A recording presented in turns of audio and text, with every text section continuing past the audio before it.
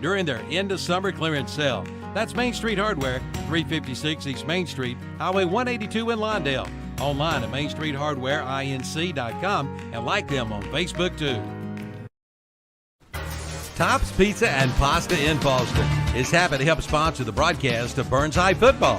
For over 22 years, Tops Pizza and Pasta has been serving this area with the best pizza around. Come one or come all, eat in their big dining room. Pick it up or have it delivered by calling 704-538-3344. Pizza, pasta dinners, wings, subs, salads, sides, and even desserts. Come by before the big game. You'll be glad you did at Tops Pizza and Pasta, 4813 Falston Road, Highway 18 in Falston. Open Monday through Thursday, 10:30 a.m. to 8 p.m., 10:30 a.m. to 9, Friday and Saturday. Closed on Sundays. Online at topspizzandpasta.com. Come see the all-new Bobcat CT1021 and CT1025 compact tractors. Now available at West End Sales in Vail. It's great for maneuvering around the barn, sheds, and landscaping. It's perfect for mowing. Features include four-wheel drive and a 21 and 25 horsepower diesel engine with hydrostatic transmission. See it today at West End Sales, Highway 18 North in Vail. Online at westendsales.com. See their page at whatsupshopper.com and like them on Facebook too. The 30th anniversary sale continues at Essner Auto Sales in Shelby. Come check them out all year long with some great anniversary specials. Find out how easy it can be for you to be one of their satisfied customers. Yes, 30 years ago, Susie and Richie started Essner Auto Sales, striving to give you the best deal possible on a quality pre-owned vehicle. See them today at 417 South Post Road in Shelby, online at srautosales.com. See their page at whatsupshopper.com and like them on Facebook too. That's Essner Auto Sales in Shelby. Well, the chickens have arrived at Parker Family Feed in Bellwood, and that's no joke. Come by and see them. Just watching them will crack you up.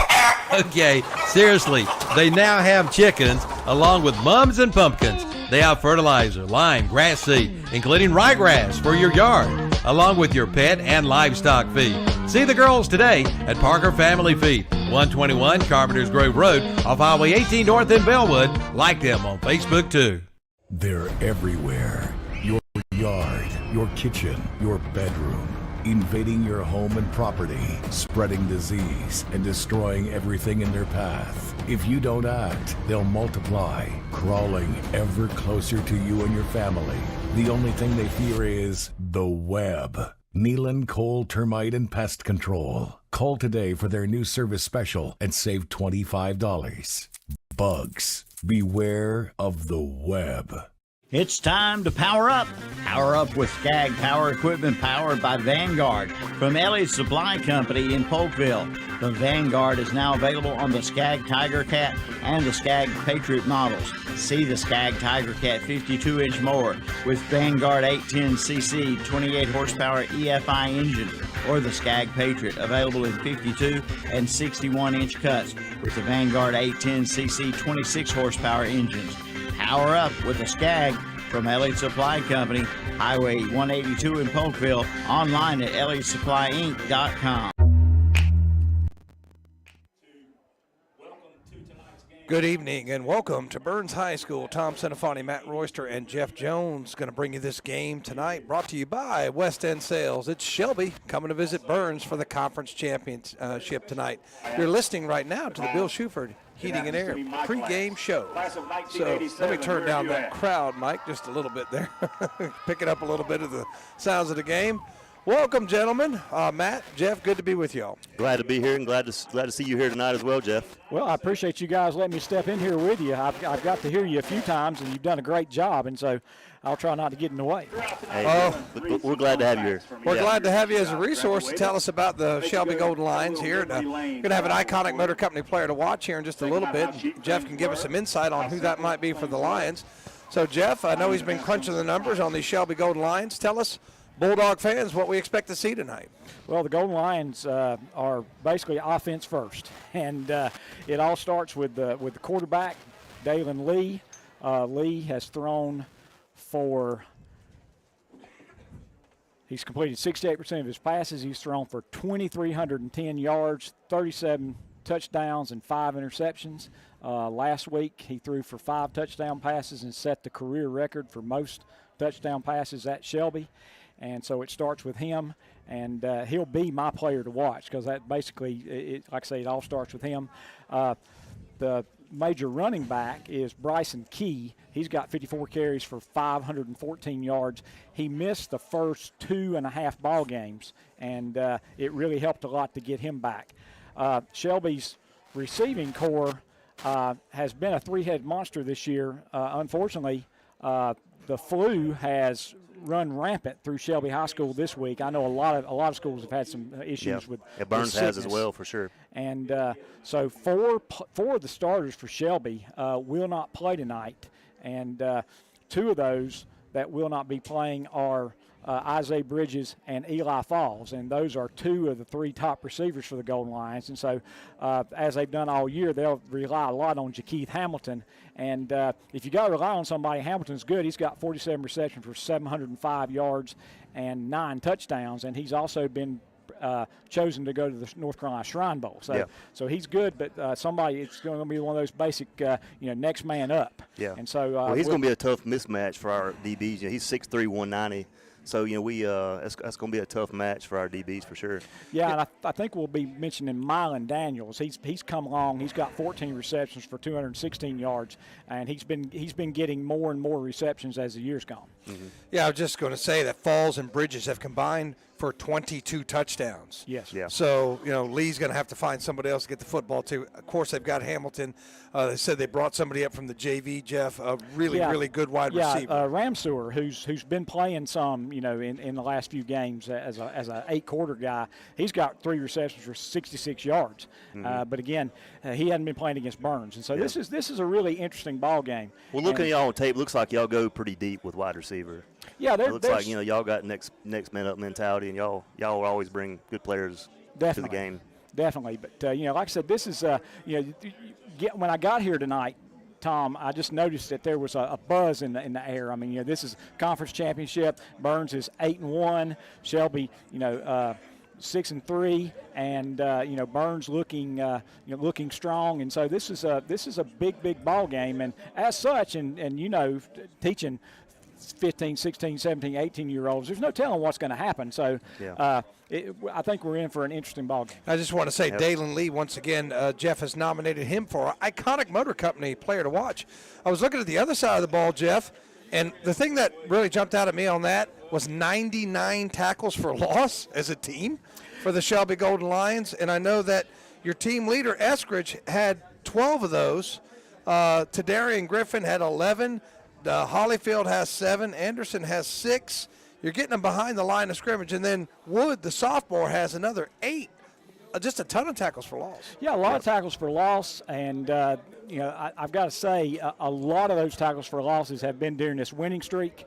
And if I was trying to handicap this game, the problem that Shelby had early in the year in their three-game losing streak was just missed tackles.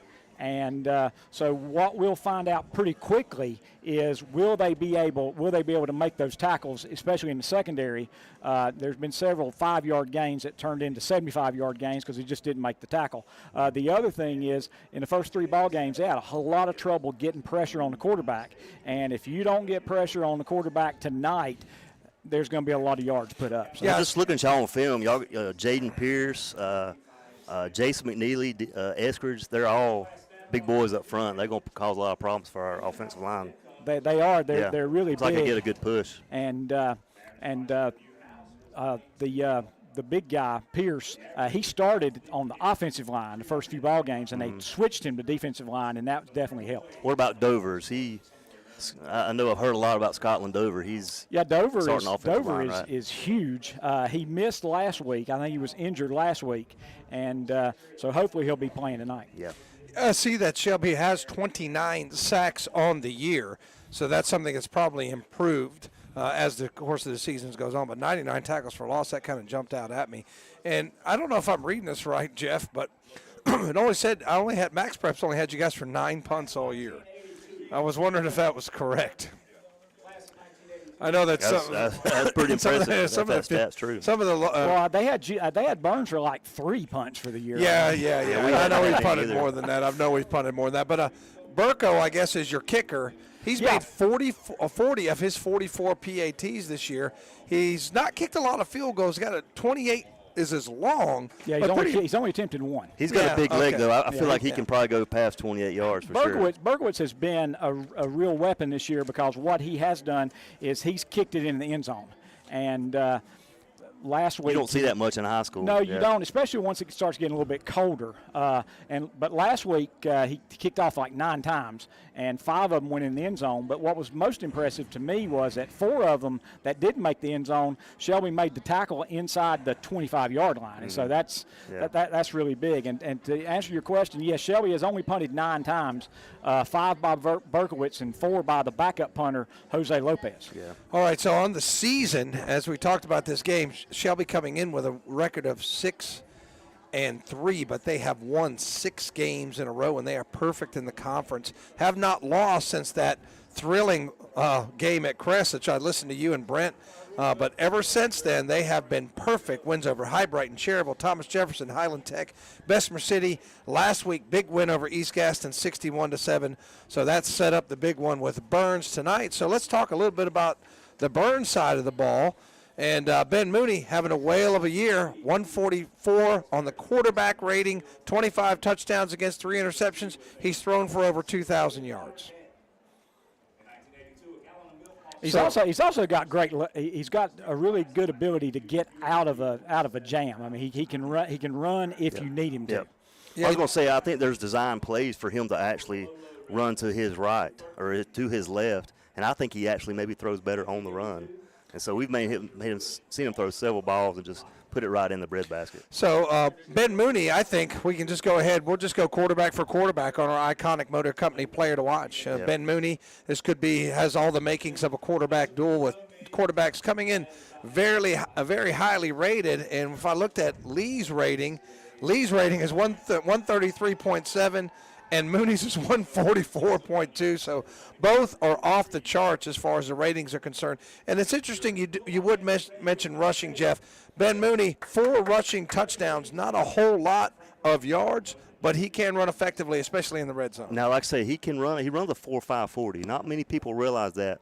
But when he has to, he has definitely got some wheels and he can escape. Well, I remember seeing him last year in the Shelby Burns game, which was a nail biter just down to the last second, and he made several runs that were just outstanding and really made some drives go much longer than they would have. Yeah, absolutely. And Burns rushing touchdowns on the year, 28. Pretty balanced. I think they've got 27 receiving touchdowns and 28 rushing touchdowns.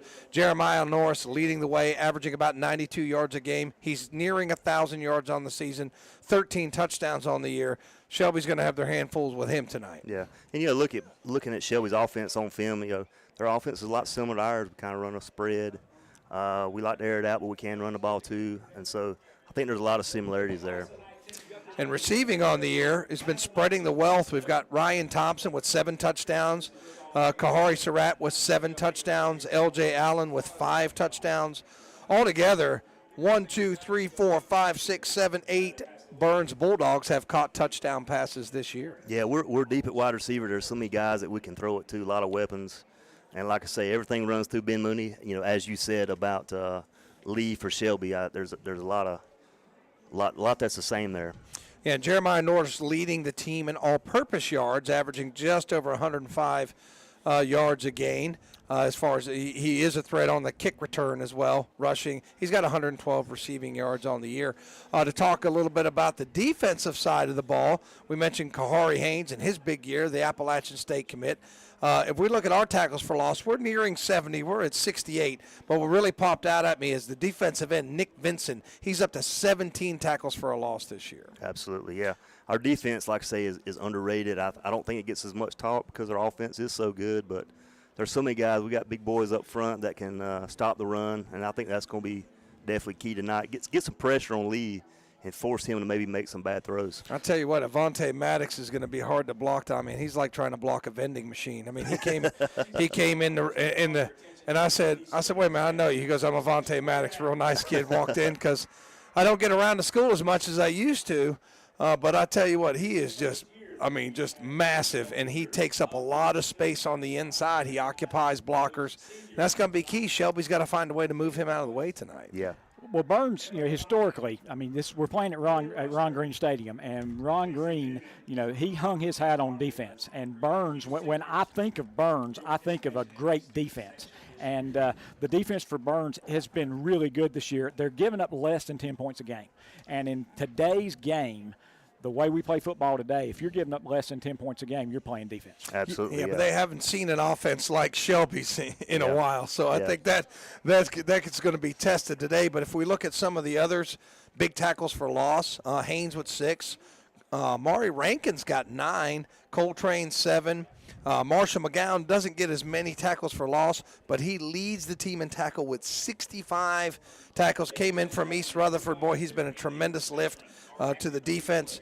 Maddox with 7, and Hopper, who's been battling the flu bug. Hopefully he's back today, but he's there with 5 tackles for loss. And as I said, Burns with 68 tackles for loss on the year. They're getting behind the line of scrimmage. Both teams have kept the other team behind the sticks a lot this season. I know you said Coach Linhart said that we probably will have all our players suited up tonight, so that's a good thing. This is what I was told before the game, so we'll see who's able to play.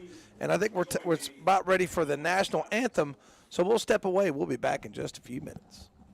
Hey, Jennifer, you know that Christmas is only 8 weeks away? Yeah, I know, Matt. And our 4th annual Ladies' Night is in 2.5 weeks. The postcards mailed last week. Oh, we do have a blast with the ladies. You just like being the only guy. I'm used to being outnumbered. Well, I guess Dad's there, too. Hey, guys, Ladies' Night is the first chance that you'll get to see the Black Friday doorbusters. You'll be able to create your own Christmas wish list and savings up to 60% off. Don't forget, ladies, give us a call November the 1st to grab your appointment time. 704-538-7991. Ask for Nona. Yeah, we only have 120 appointment spots, so figure out what time's best for you and the bestie and come and hang out with us for Ladies' Night. Barker Family Feed in Bellwood now carries Balin Country products, including Balin Country water feeders and gates. Come check them out. And if you're looking for square hay bales, they've got them at Barker Family Feed. And don't forget, the baby chicks have arrived. Also mums, pumpkins, fertilizer, lime, grass seed, plus pet and livestock feed, along with your insecticides and pesticides too. See the girls today at Barker Family Feed, 121 Carpenters Grove Road off Highway 18 North in Bellwood. Like them on Facebook too. Celebrating lives and healing grieving hearts. That's the theme of the Stamey Tysinger Funeral Home and Cremation Center in Falston, and the Stamey Cherryville Funeral Home on Dixie Street in Cherryville. Their staff is committed to providing your family with the highest quality care in your time of need. For more information, visit the websites at StameyTysingerFuneralHome.com and StameyCherryvilleFuneralHome.com, both giving you the gift of comfort for you and your family. They're everywhere. Your yard, your kitchen, your bedroom. Invading your home and property, spreading disease, and destroying everything in their path. If you don't act, they'll multiply, crawling ever closer to you and your family. The only thing they fear is the web. Nealon Cole Termite and Pest Control. Call today for their new service special and save $25. Bugs, beware of the web. This area Skag dealer is Elliott Supply Company in Polkville. How would you like to win a brand new Skag? Of course you would. Just drive by Elliott Supply in Polkville and pick up an entry ticket for $10. All proceeds will be going to the Polkville Baptist Church. You could be the winner of a Skag Liberty 2 52-inch mower. It'll be given away August 28th. Again, tickets are $10 each and are available at Elliott Supply Company on Highway 182 in Polkville or from any member of the Polkville Baptist Church. The 30th anniversary sale continues at Essener Auto Sales in Shelby. Come check them out all year long with some great anniversary specials. Find out how easy it can be for you to be one of their satisfied customers. Yes, 30 years ago, Susie and Richie started Essener Auto Sales, striving to give you the best deal possible on a quality pre-owned vehicle. See them today at 417 South Post Road in Shelby, online at srautosales.com. See their page at whatsupshopper.com and like them on Facebook too. That's Essener Auto Sales in Shelby. Tops Pizza and Pasta in Boston. is happy to help sponsor the broadcast of Burns High football. For over 22 years, Tops Pizza and Pasta has been serving this area with the best pizza around. Come one or come all, eat in their big dining room. Pick it up or have it delivered by calling 704-538-3344. Pizza, pasta dinners, wings, subs, salads, sides, and even desserts. Come by before the big game. You'll be glad you did at Tops Pizza and Pasta, 4813 Fallston Road, Highway 18 in Fallston. Open Monday through Thursday, 10:30 a.m. to 8 p.m., 10:30 a.m. to 9, Friday and Saturday. Closed on Sundays. Online at topspizzaandpasta.com.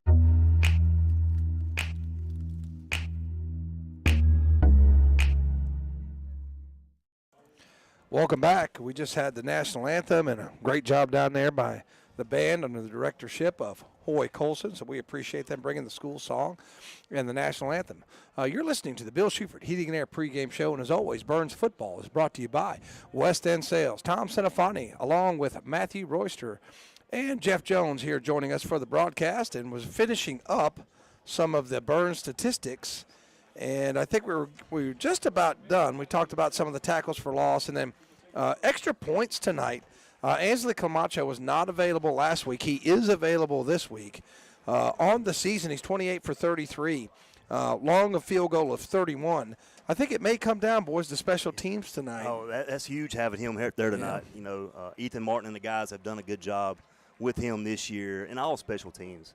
But Camacho, man, he's automatic pretty much from extra point. And like you say, it may come down to that. So we'll see. Okay, the Burns captains for tonight.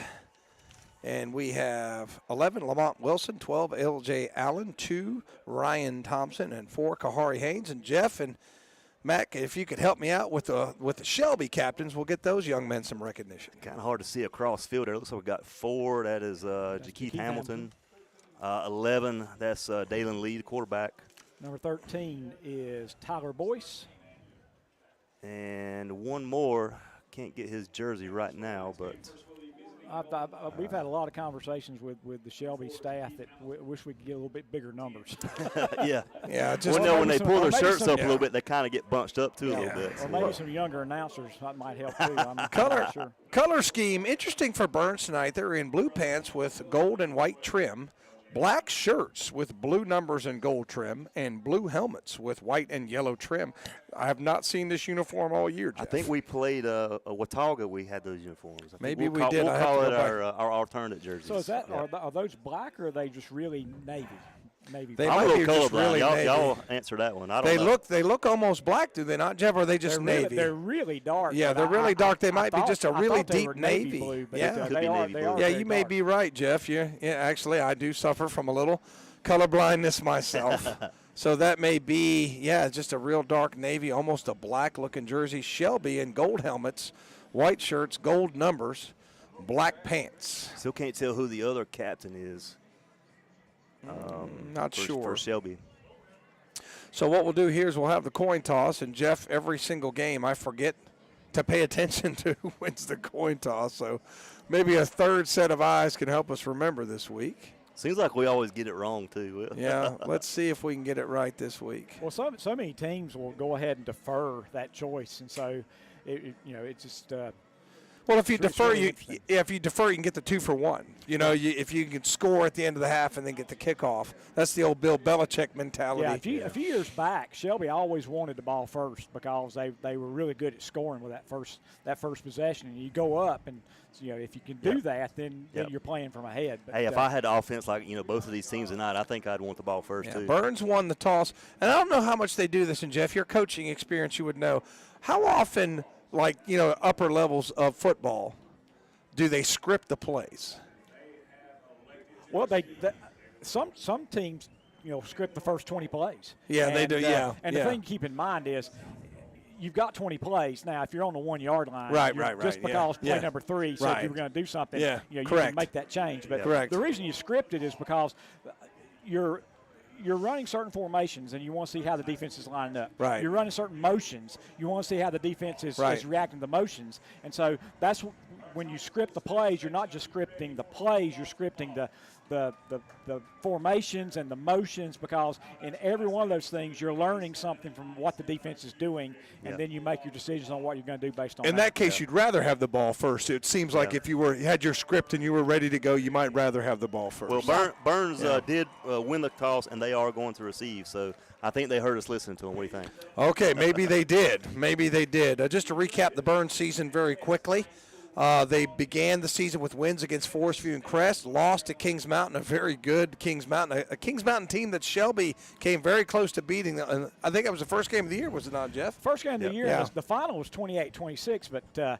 Shelby had a pretty good comeback. Kings Mountain was up pretty big in that game in the second half, and then Shelby had a really nice comeback, ended up going for 2 to try to tie it. They had an extra point blocked, and they weren't able to get it, and then Kings Mountain just went into their Mongo set, and they handed the ball off about 6 straight plays and ran the clock out. Yeah, and Kings Mountain and Crest got a big one. Just in case any of them are listening, they're probably not, but because they got a big game down there. My 30-year class reunion is there watching that ball game tonight. You're getting old, Tom. So I am getting old. We're going to get together and have a good time tomorrow night. You talk about some of those losses for Shelby. I mean, y'all could very easily. Again, AC Reynolds beat y'all pretty fair and square, but that was pretty much a beatdown. Pretty good team. Pretty good team. Yeah, the Kings Mountain and Crest game, y'all very easily could have won those games. So y'all could be only having one loss right now. So we can't take y'all lightly for sure. Well, you can't take you really can't take either of these teams lightly.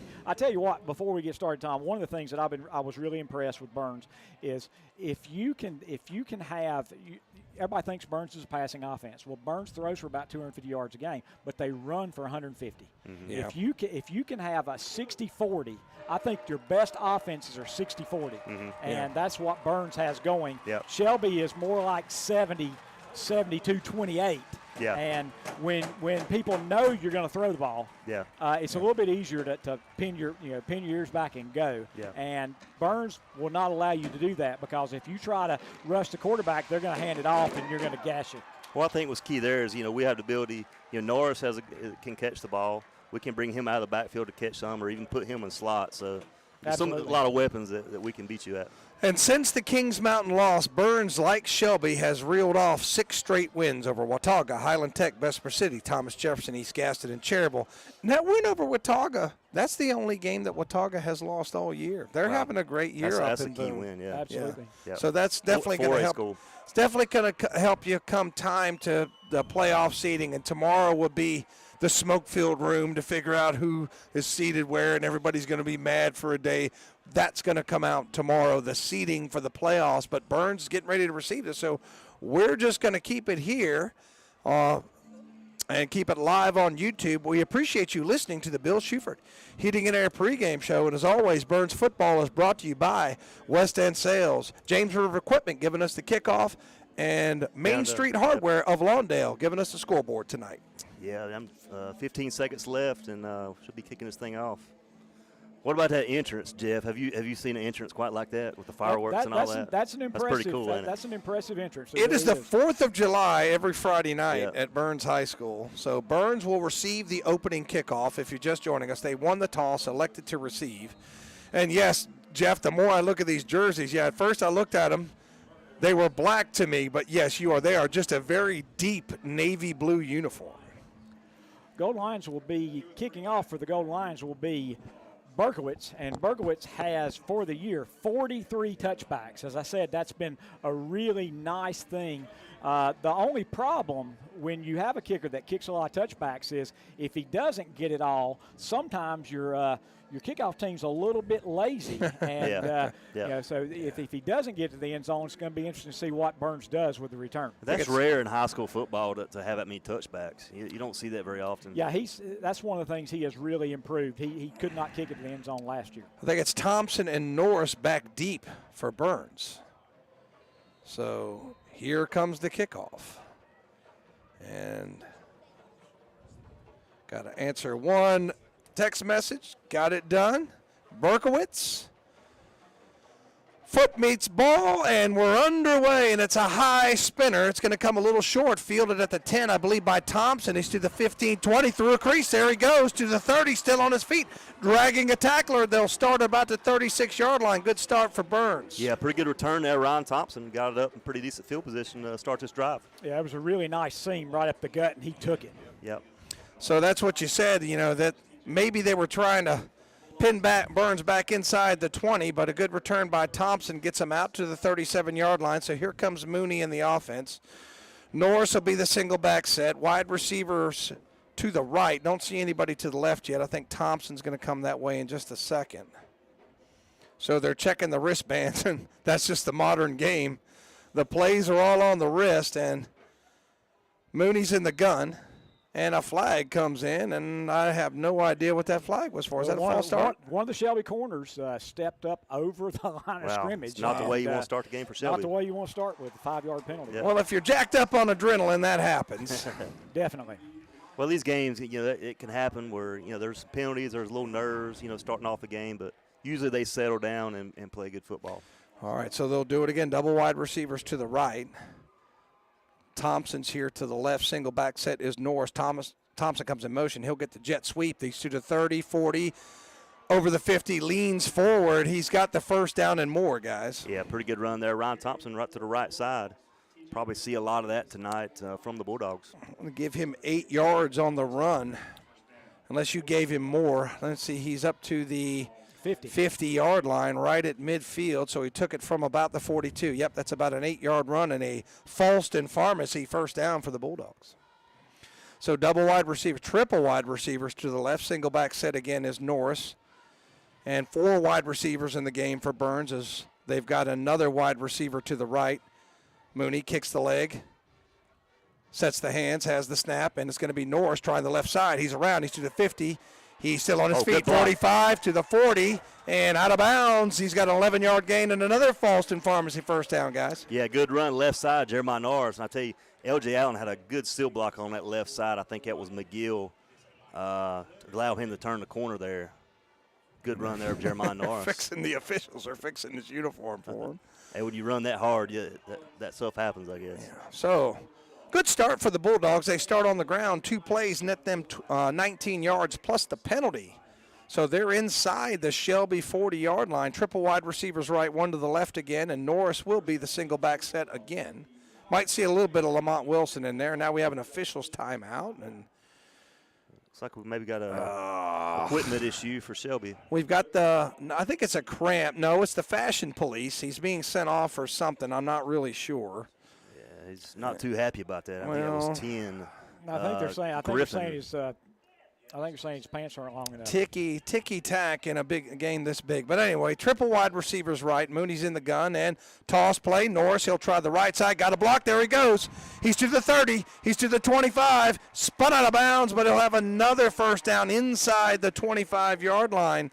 Give him about 15 more yards, fellas. Yeah, another big run. I think we're finding something, rushing outside. Sure, that's part of the game plan as we talked about. Shelby's got those big guys up front. Looks like they're going to try to stay away from them. Well, there's been 3 running plays, and each running play's gotten a little bit more than the one before. So yes, good. Runs of 8, 11, and 16 yards. You're exactly right, Jeff. And here comes big old Levante Maddox in to play a little offensive That's your boy line. right there, Tom. Nice kid, just super nice kid. I asked him where he's going to college. He said he hadn't figured it out yet, so he's still working on it. And Lamont Wilson looked like he was going to run on the field, but no, not right now, as Norris will remain the single back set.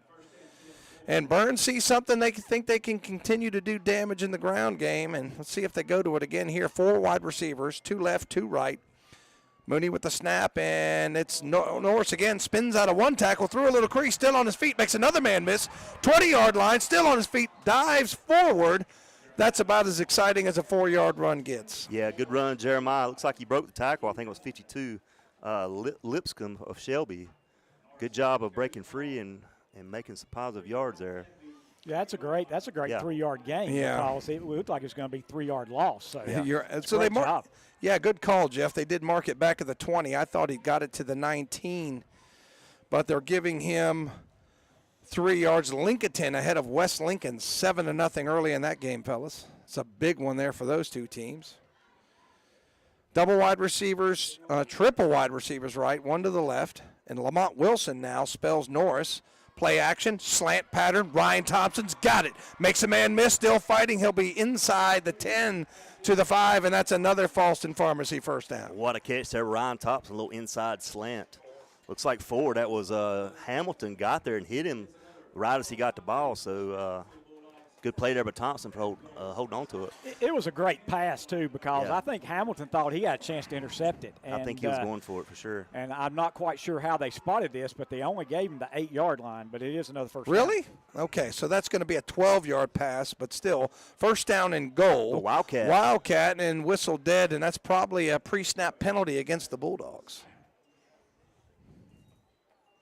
We'll see what the call on the field is. No call yet. And dead ball, offside against the Lions. So, that always messes me up in high school, Jeff, because they blow that dead so quick. Yeah. Whereas in the higher levels of ball, they give you a chance to get back. Absolutely. So that is, I don't think I like that rule. As a former coach, you got to think, that's a little harsh on the kids. Every other level, you got the chance to get back. A little harsh on them. Wildcat, Ryan Thompson, tries the left side, bulls his way, and he's pushing the pile. And is he in? It's a numbers bookkeeping touchdown for the Bulldogs. Ryan Thompson takes it in from 5 yards out, gentlemen. What a hard run up the middle by Ryan Thompson. Had 2 or 3 Shelby guys was right there. I had him bottled up, I thought. Thought he was going to be a little bit short, but credit Thompson. He had a little push from his offensive line to get it across the end zone. So I think they're going to keep the offense on the field. I don't see Ansley Camacho in the game. We've seen this this year for Burns with him do this a few times. We call it a little swing and gate action. Yeah, let's see what they do here. Yeah, Camacho lined up. Now Camacho's out left there. end. So what happens is it gives the defense has to work on this, because if you don't send guys out there, you snap it and you throw it out there and walk into the end zone. So Camacho in for the Nealon Cole extra point. Snap good, kick good. It's good. Main Street Hardware scoreboard 7-0. We'll be right back.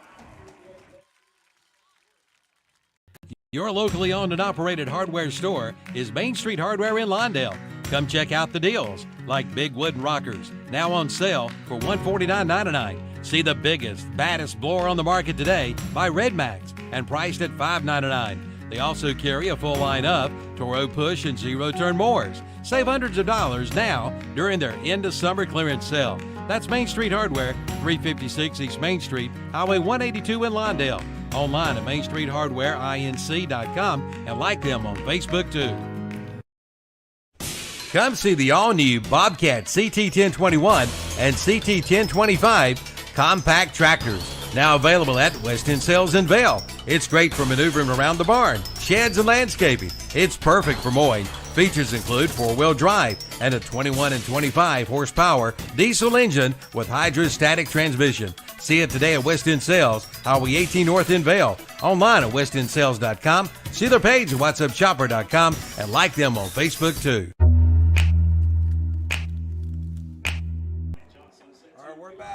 Johnny Johnson, James River Equipment kickoff, and it's fielded about the 20 and pushed out of bounds pretty quickly there.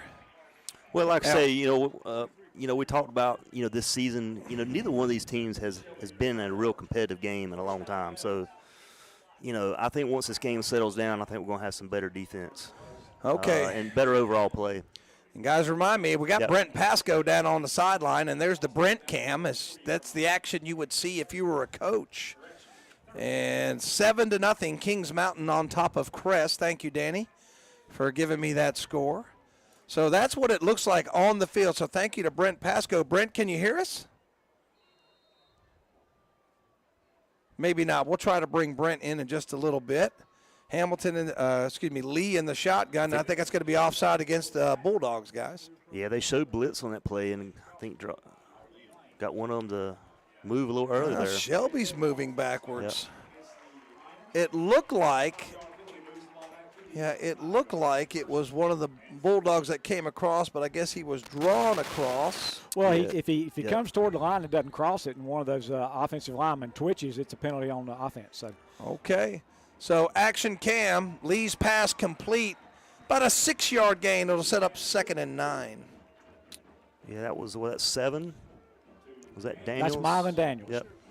He's one of the young men I mentioned that would have to pick up some slack tonight. Yeah.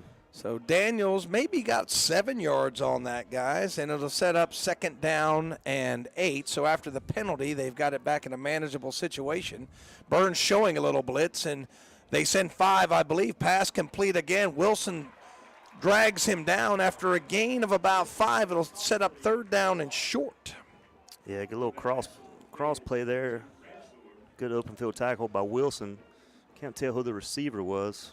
Shelby trying to get that ball out quickly. Yeah. A little bit worried about that pass rush for Burns. So Burns going with a 4-man front. 3rd down and about 3 or 4 yards as Lee with a hard count almost induced the offside. Now looks back at his coaches to get the call. Now wide receivers reset. They've got double wide receivers left and right. And Lee barks a signal, has it, throws, and caught. And it's going to be a 1st down before he shoved out of bounds. Give him about 7 or 8 yards on that pass and a Falston Pharmacy 1st down. I think that was Daniels again, I believe, for Shelby. Number 7, Daniels. So it moves it to the 43 from the 37, a 6-yard pass. So 3 pass plays, and that's a 1st down. They overcame the pre-snap penalty on the first play, and hustling to get off is Jeter. So Burns again. Looks like they're bringing a little pressure on the edge. Might bring 5 this time. It's like Haynes might be blitzing on the play. And handoff on the left side. Big stack of bodies there. We'll see where they spot it, but positive yards for the Lions on that play. And that's Bryson Key. He's not a very large running back, but he runs particularly hard. He's going to end up with a 3-yard gain. Yeah, I think you said he's going to be playing a little both ways tonight. Is that what you were saying? Yeah, that's what we heard. Again, you never can tell for sure, but that's what we heard. We've already seen Hamilton playing on both sides. 4 wide receivers in for Shelby again. Single back set as man comes in motion. And snap a little low, but good job picking it up. And then man's wide open in the flat, just missed him. And that timing on that play was disrupted by the bad snap. Lee put a little too much on that. He had 22. That was that's key. That was key, open in a flat. But and I tell you what, that's probably the first bad snap that I've seen Shelby have in about 6 games. Mm-hmm. So snap. That's Brett Morgan doing the snapping, correct? Nope. He's a long snapper, correct? Yep. Yeah. So snap was a little low. Brings up 3rd down and 7, so 3rd down and a chance for Burns to get off the field. Shelby trying to keep the sticks moving. They have 1 1st down on this drive. And Lee back, has time, running out of time, lets it go, man in the middle, off his hands and just couldn't haul it in. Incompletes, 4th down and 7 for the Golden Lions. Yeah, you had Jakeith Hamilton open across the middle. He's got some zip on that ball, don't he? Yeah, that just got between Hamilton's hands and hit him in the breastplate. Yep. I think Burns was just a little bit fortunate. Absolutely. After that ball got passed, somebody took a shot on Hamilton. And I think they took a shot because they thought he still had the ball. But and nowadays a lot of times officials will call that. Yeah. So I think they give the DB the benefit of the doubt. And I think he deserved it. I don't think that they should have called that. I'm just saying that I've seen it called a lot this year. Yeah, he very easily could have got called. You're right. So with 7:51 left, Burns will get the ball, assuming Shelby punt, snap back, and it is a punt. It's a wobbly kick, but a pretty good one. Hits at the 25 and rolls inside right at the 20-yard line. So Burns will take it on their own 20-yard line with 7 minutes and 40 seconds left to go. On their first drive, they went 6 plays, took 2:02 off the clock, and 67 yards later, Ryan Thompson is into the end zone on a 5-yard TD run. So Burns trying to keep that momentum. Yeah, I like what I see so far from this Bulldog offense. Been able to run the ball well, going to establish the run game, and I think that'll only open up lanes and passing. And we all know what Ben Mooney's capable of. That's what it looks like. From the coach's perspective, good shot down there by Brent Pasco, who zooms in, and there's a good look at Mooney in the shotgun.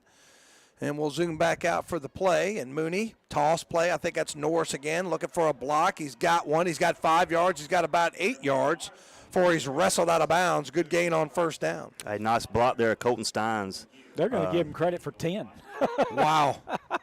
Christmas came early on that spot, didn't it, Jeff? Yeah. Is he just short? No, they're going to move the sticks. That's a Falston Pharmacy first down. Yeah, good run there by Jeremiah Norris. That's a really good run because he got around 2 Shelby defenders that it looked like he was going to get about a 4-yard gain, and he had turned it into 10. Good run. We hadn't seen him run up the middle yet, so maybe that's part of their strategy here tonight.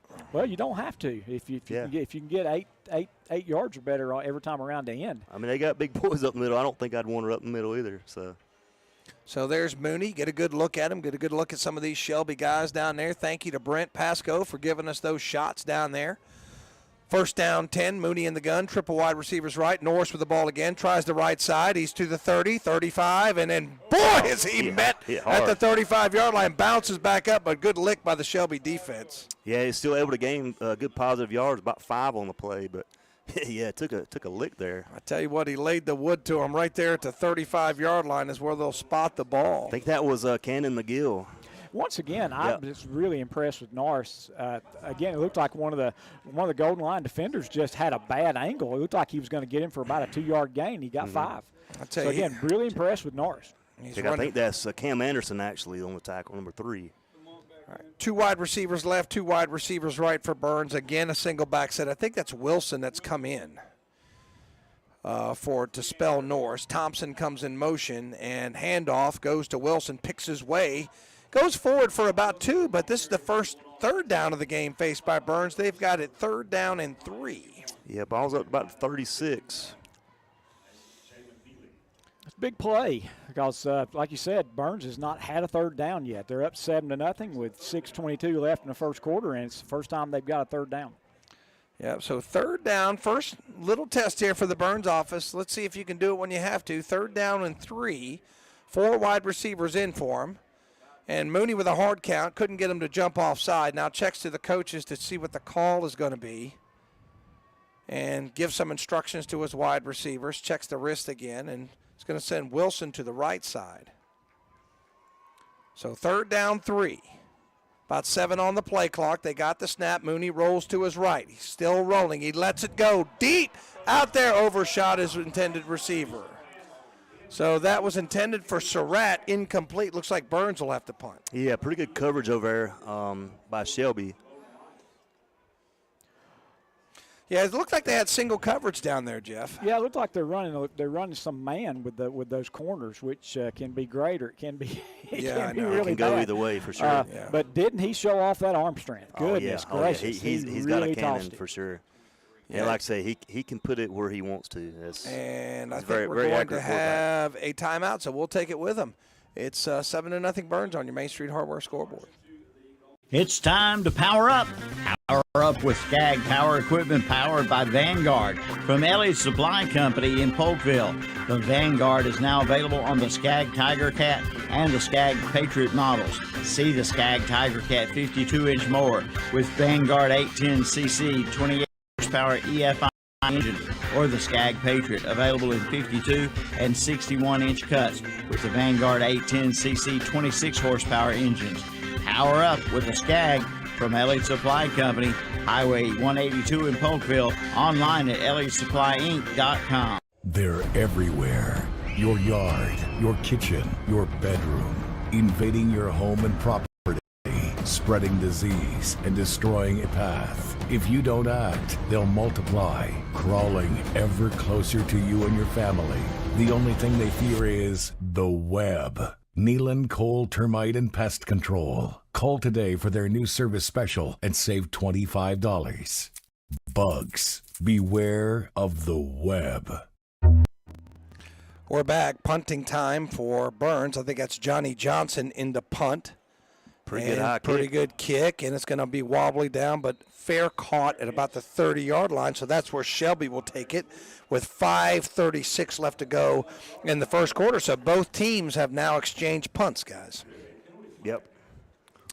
So Burns penalty flag is on the field. Let's see what the call is. So let's see. I think they're calling it against Burns. It looks like one of the officials is pointing against Burns, but I'm not sure. And thank you, Danny, for texting in another update. 14-0 Kings Mountain over Crest. Yeah, another big county matchup down there in the Bowling Springs. It's a personal foul. Wow, didn't see that. It was dead ball, so it was after the play. Might have been a little push or something, not sure. So that's going to bring it up to the 44-yard line, guys. So good starting field position for the Golden Lions as they'll take it first down and 10 from their own 44-yard line. Not sure.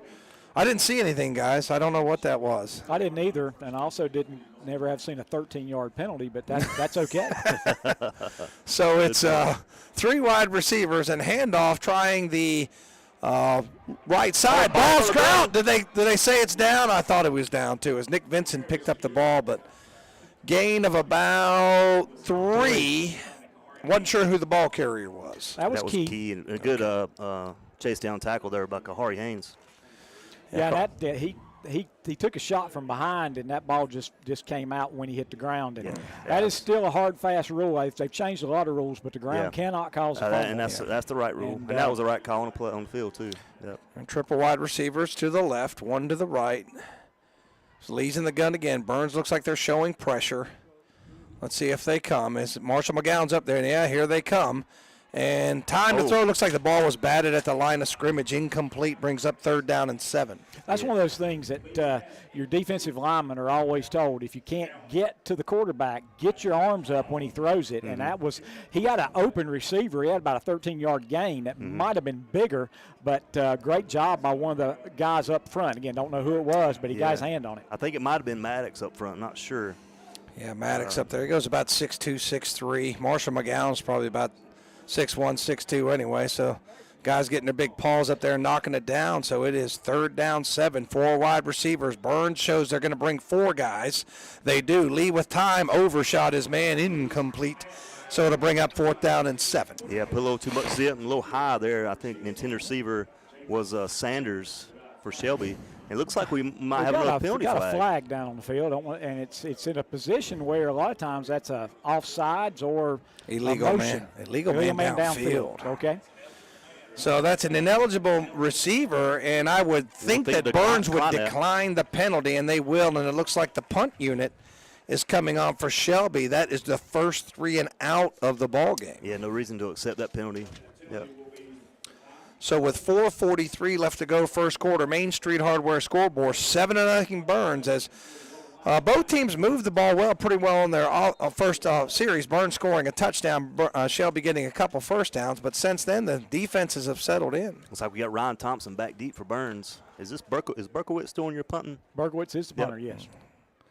So Berkowitz, knuckleball, is going to hit it about the 25, scooped up by Thompson. He's back to the 20, 25, 30, still on his feet. Depends on where he went out of bounds. Hard to tell, but it'll be somewhere around the 30-yard line. Yeah, 30, 35-yard line. A pretty decent setup there by Thompson. So with 4:32 left to go, Burns will take it, and they'll take it right on their own 30-yard line. We'll give a shout out to Chavis Gash out there listening. I saw him before the game, one of the former Bulldogs. Glad he's tuned in and listening to us tonight. So if I can go to the sideline cam there. Whoop, don't have it right now, so we'll go back to the overhead cam. See if we got the sideline cam yet. No, Brent might be getting set up down there somewhere. Do you guys see Brent? I'm looking for him. Can't find him. If you see him, let me know. 3 wide receivers in the pattern, and it's going to be a handoff. I think it's Wilson. No way this time. He's put down behind the line of scrimmage. First tackle for loss. That's Nick Norris on the stop there for Shelby. Yeah, Nick playing linebacker, and he's done a nice job this year, and that was just a situation where he saw an opening and he took it and made the hit for a 1-yard loss. And that will be the 100th tackle for loss for the Shelby defense on the year. No, I don't have Brent's camera. Brent, if you can hear me, I don't have your camera, buddy. So let me know what's going on if you can. So we've got double wide receivers, triple wide receivers to the left. And it looks like Norris back in. Mooney in the gun. He's going to roll to his left. He's still rolling. He fires incomplete. And Ryan Thompson, the intended receiver, but it's going to bring up 3rd down and long. Yeah, let's talk about what a good job. I'm sorry. Go ahead. What a great job that Mooney did, because he threw that ball out of bounds. And some people will say, well, that wasn't a very good throw. Well, what he saw was number 10 for the Golden Lions getting ready to step in front of that. Absolutely. And so he threw it in the ground where it was going to be incomplete. Incomplete's a good play in that situation. Either take a 3-yard loss or a no-yard loss. You know, that's heads up. Like I say, Mooney, he's only thrown 3 picks all year. He makes great decisions throwing football. He's a top-quality quarterback, for sure. 4 wide receivers in for Burns, a single back set again, and Burns in danger of having to punt again if they don't convert this 3rd and long, 3rd and 11. Shotgun snap is back. Mooney drops back, has a little time, now running out of time, steps through it. Somebody's got a hold of him. He breaks away. He's going to try the right side. He's to the 30. He's to the 40. Pounds his way. It's going to depend on the spot. No, they've got him short. They're going to give him 10 yards. It'll be 4th and 1.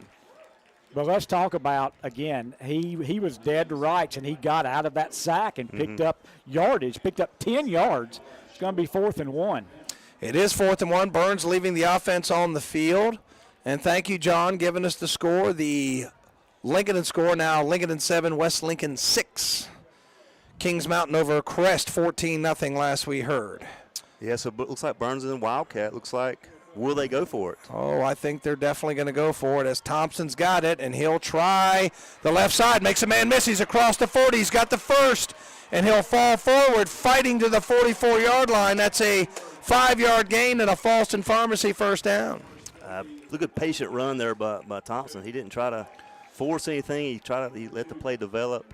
Well, Shelby had a little penetration there, didn't they, Jeff? Yeah. I couldn't see the number who got in there. Yeah, had a little penetration, but he let his block get set up and got outside it. Really nice run. Yeah, he didn't try to force anything up the middle when he saw it was collapsing up front there. That is the 6th first down for Burns. Shelby only has 1. Yeah, Burns has been able to move the ball pretty effectively. Of course, those first downs mainly came on their first drive. So they postponed having to give up the football for now. 44-yard line, first down and 10, triple wide receivers to the right. And Mooney, play action, got it out in the flat. That's Surratt, Kamari Surratt. He's got about 5 or 6 yards before he's tackled in the open field. Give him maybe 6, it'll be 2nd and 4. Yeah, it brings it up to about midfield, right about at the 50.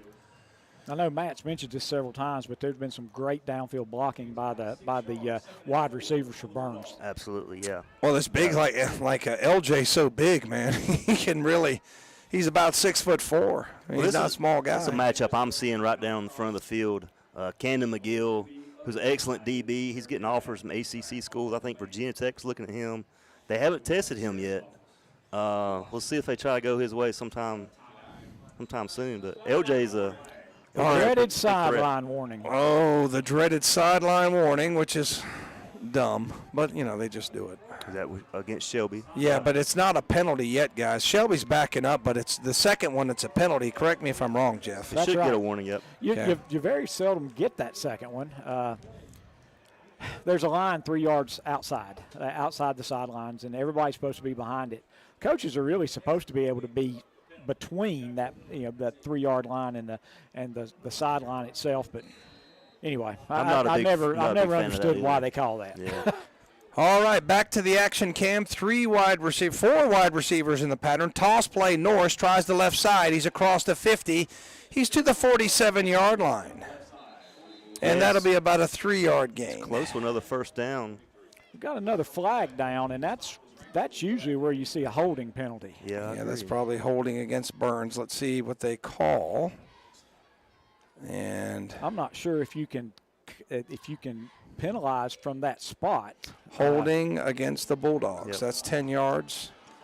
And that'll back it up, so that'll negate the 3-yard run. And let's see where they mark it, because these are spot fouls. They're going to mark it behind the sticks all the way back behind the 42-yard line. And just want to thank my cousin Patty, Mark, for coming down. They drove down from Ohio. Christina, Andrea, here you're listening to us. We appreciate it. Just got in from Ohio tonight. So they're listening to me. I appreciate that a lot. And I will see you guys very soon. 4 wide receivers in for Burns, single back set. And shotgun, that's Mooney. He drops back, flicks it out in the flat. L.J. Allen's wide open. He's got the 50, he's got the 45, he's got the 40, still on his feet. And a flag comes in. Yeah, you're going to get a clip or a block in the back, I think. And so wow, that's tough if that's the call. I think it was actually a pretty good call, but what a great pass. Again, Mooney, backed up, and found a wide open receiver. Yeah, so this is a spot foul, right, Jeff? Yeah, I lose spot foul, and so you're going to lose the first down again, but you're going to end up with about a 7-yard gain when it's all said and done. Yeah, not all lost there on that play, but that is a tough penalty for sure. And let's see. So that's going to go in the books as a 7-yard pass. A 10-yard penalty. The down doesn't count, so it's still second down. Okay. 2nd and 4. Gina is also listening. Thank you for listening, Gina, taking out of your busy schedule. Yeah, we'll take that. I mean, that's you never want to see a penalty like that, but as Jeff said, we did gain 7 yards on that play with the penalty. So it is 2nd down and 5 if we can ever get this game started again. Or second, what is that, Jeff? 4? Second, 4? Okay, 2nd down and 4 after all the confusion, the long pass and the penalty. So 2 wide receivers right, 1 to the left. Single back set again from Mooney. Thompson comes in motion. He'll take the sweep through a little hole. He's got a 1st down and more. He's to the 30, dragging tacklers to the 25-yard line. Give him the 35-yard line. Give him about 14 yards and a Falston Pharmacy 1st down. Another great run, Ryan Thompson. That running game has really looked good. 6 of the 7 first downs have been via the run. You're right. And I think they're going to give him 15 yards on that one. Yeah, he started at the 50 all the way to the 35. So 35-yard line.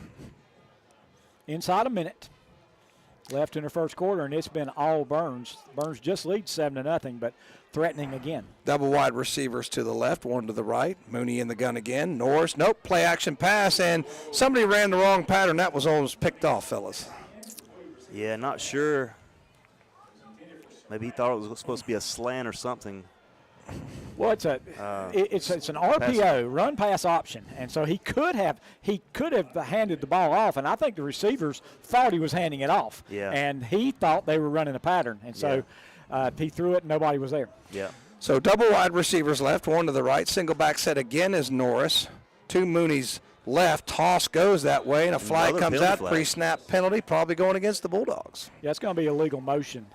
Your slot and your split in, they couldn't quite get their splits right, and they weren't moving at the snap, but you have to be set for an entire second, and so they weren't set for long enough. Yeah. Well, penalties is hurting Burns this drive. We've been able to gain some yards, but these negative plays are hurting them. That's 4 penalties on Burns for 40 yards. You know, the game started off with all the Shelby penalties, but lately it's been Burns. Uncharacteristic. We've done pretty good this year and not committing too many penalties. But this drive alone, 25 yards in penalties. So Mooney in the gun again, double wide receivers left, 1 to the right, single back set, little pistol set this time as Norris is right behind Mooney. He'll get the handoff and try the left side. He's running the wrong way, and he's going to be thrown for a huge loss. Tried to make a special play and made a mistake as Shelby gets him way behind the sticks. Yeah, he thought he could make something on that corner, but nothing doing there. Good defense there by Shelby. Well, Burns has been able to get that corner so often that I think that he made that mistake because he thought, well, I've been getting the corner anyway, but that was a big mistake. Yeah, he has been getting that all night, and I don't blame him for trying. If anybody has the ability to do that, that's Norris. But it'll be 3rd and a cab ride when we come back. Looks like Burns is going to let this go all the way down, and we'll be back in 60 seconds. You're listening to Burns Football, brought to you by West End Sales. Main Street Hardware scoreboard, 7-0 after 1. Well, the chickens have arrived at Parker Family Feed in Bellwood, and that's no joke. Come by and see them. Just watching them will crack you up.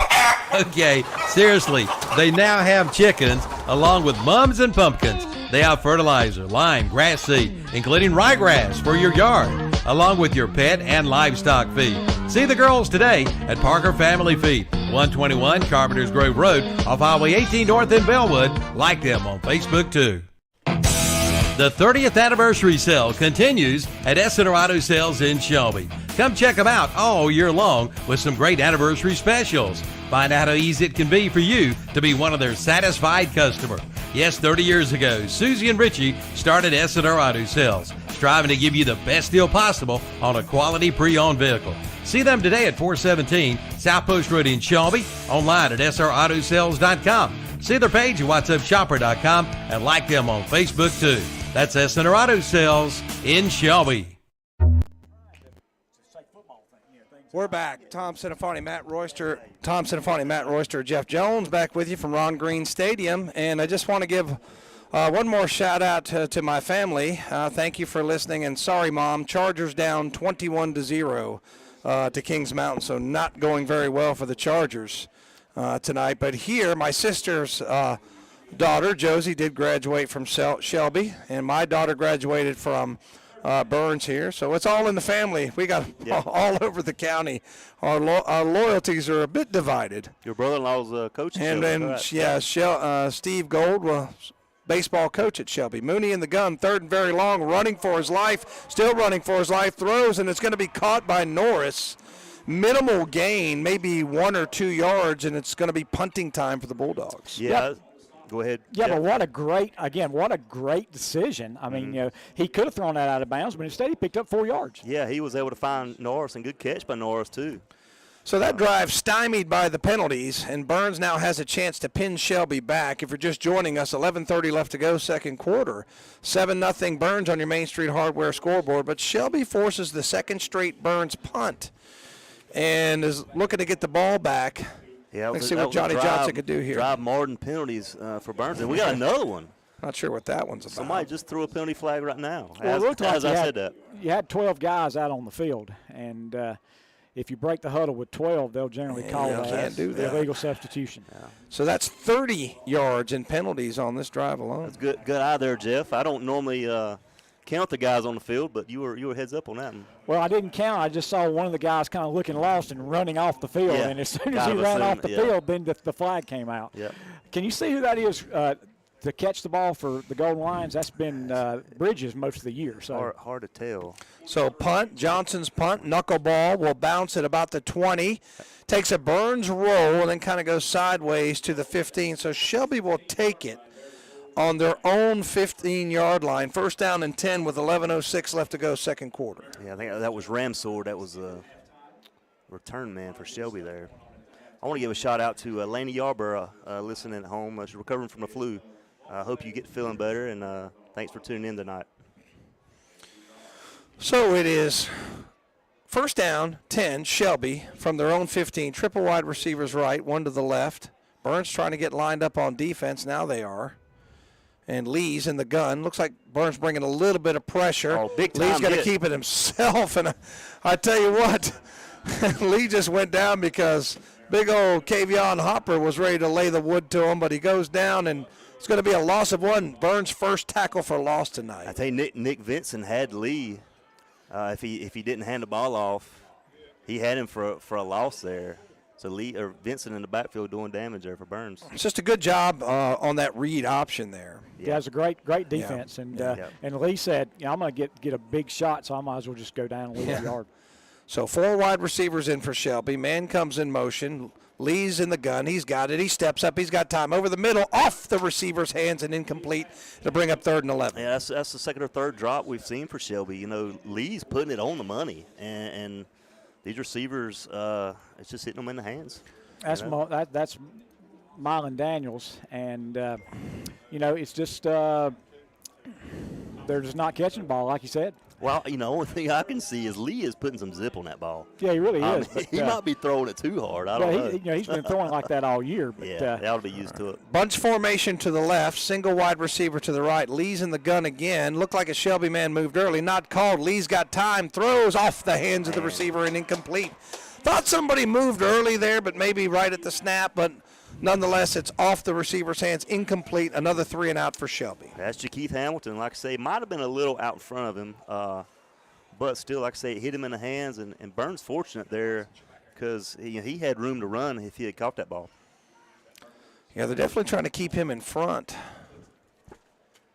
And now it's going to be Thompson. So that's your best case scenario. You get a punt, you keep him down there. Now you're going to get the ball back in good field position. Thompson back deep again for Burns. And that's what it looks like from the sideline. And Brent Pasco's camera there. That's a cool shot right there. Berkowitz in the punt for Shelby. So we'll go back up top. Punt, high, knuckling, hits at about the 46. Takes a little bit of a Shelby bounce, but Burns in good shape right about in between the 46 and 47-yard line. Yeah, Burns going to have decent field position here. 10 minutes ago, Main Street Hardware scoreboard left in his first half. Very good field position. They're starting this drive in plus territory. Anytime you can do that, and then look, Jeff, they've magically moved the ball up a little bit. I listen to Jeff a lot on the Shelby, and he is sometimes gets a little miffed about that, but I've noticed that more that you've talked about it. We've seen it a little bit in some of our games, too. Yeah. So from the 47-yard line, Mooney's in the gun. Thompson comes in motion, and he'll get the sweep, trying the left side, but it looks like Shelby's got it defended pretty well. Thompson makes something out of nothing for 2 yards, but that worked earlier. It looks like Shelby's made an adjustment. Yeah, and then you sort of wait till they're going to run a counter back off that, because Shelby's really getting up to take care of the flanks, and so that might open up something in the middle. You've got a penalty flag down, and it's in a position where it can be about 6 different things. Yeah. I think it's going to be holding. Back now. So it's going to be holding. That's another penalty against Burns, and this would killed him last drive. I don't make I'm sure the coaching staff's not too happy about that one. So it will be second down. It should still be first down. Actually, you're right, Jeff. First down and 20.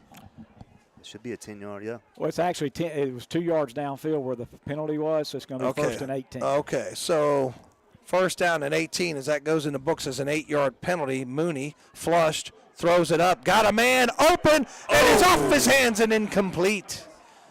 Almost a great catch. Was that 19 Kamari Surratt? That's what we was talking about, Jeff. Yep, that's a Mooney great put pass. that right where he needed to. And I cut him some slack. That's a tough catch to make.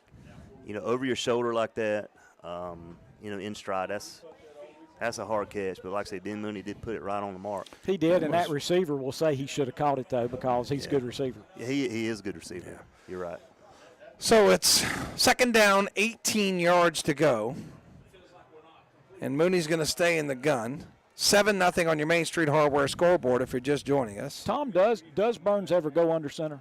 Almost never. Okay. I don't think I've seen him one time. I will tell you a little story about that in a second. And it looked like a Burns man moved early that time, not called. Screenplay set up north. 45, 50, 45, 40. There it goes, 35. Shoved out of bounds at about the 33-yard line. That's another Falston Pharmacy first down. Found North there in the flat. Good run, good block downfield.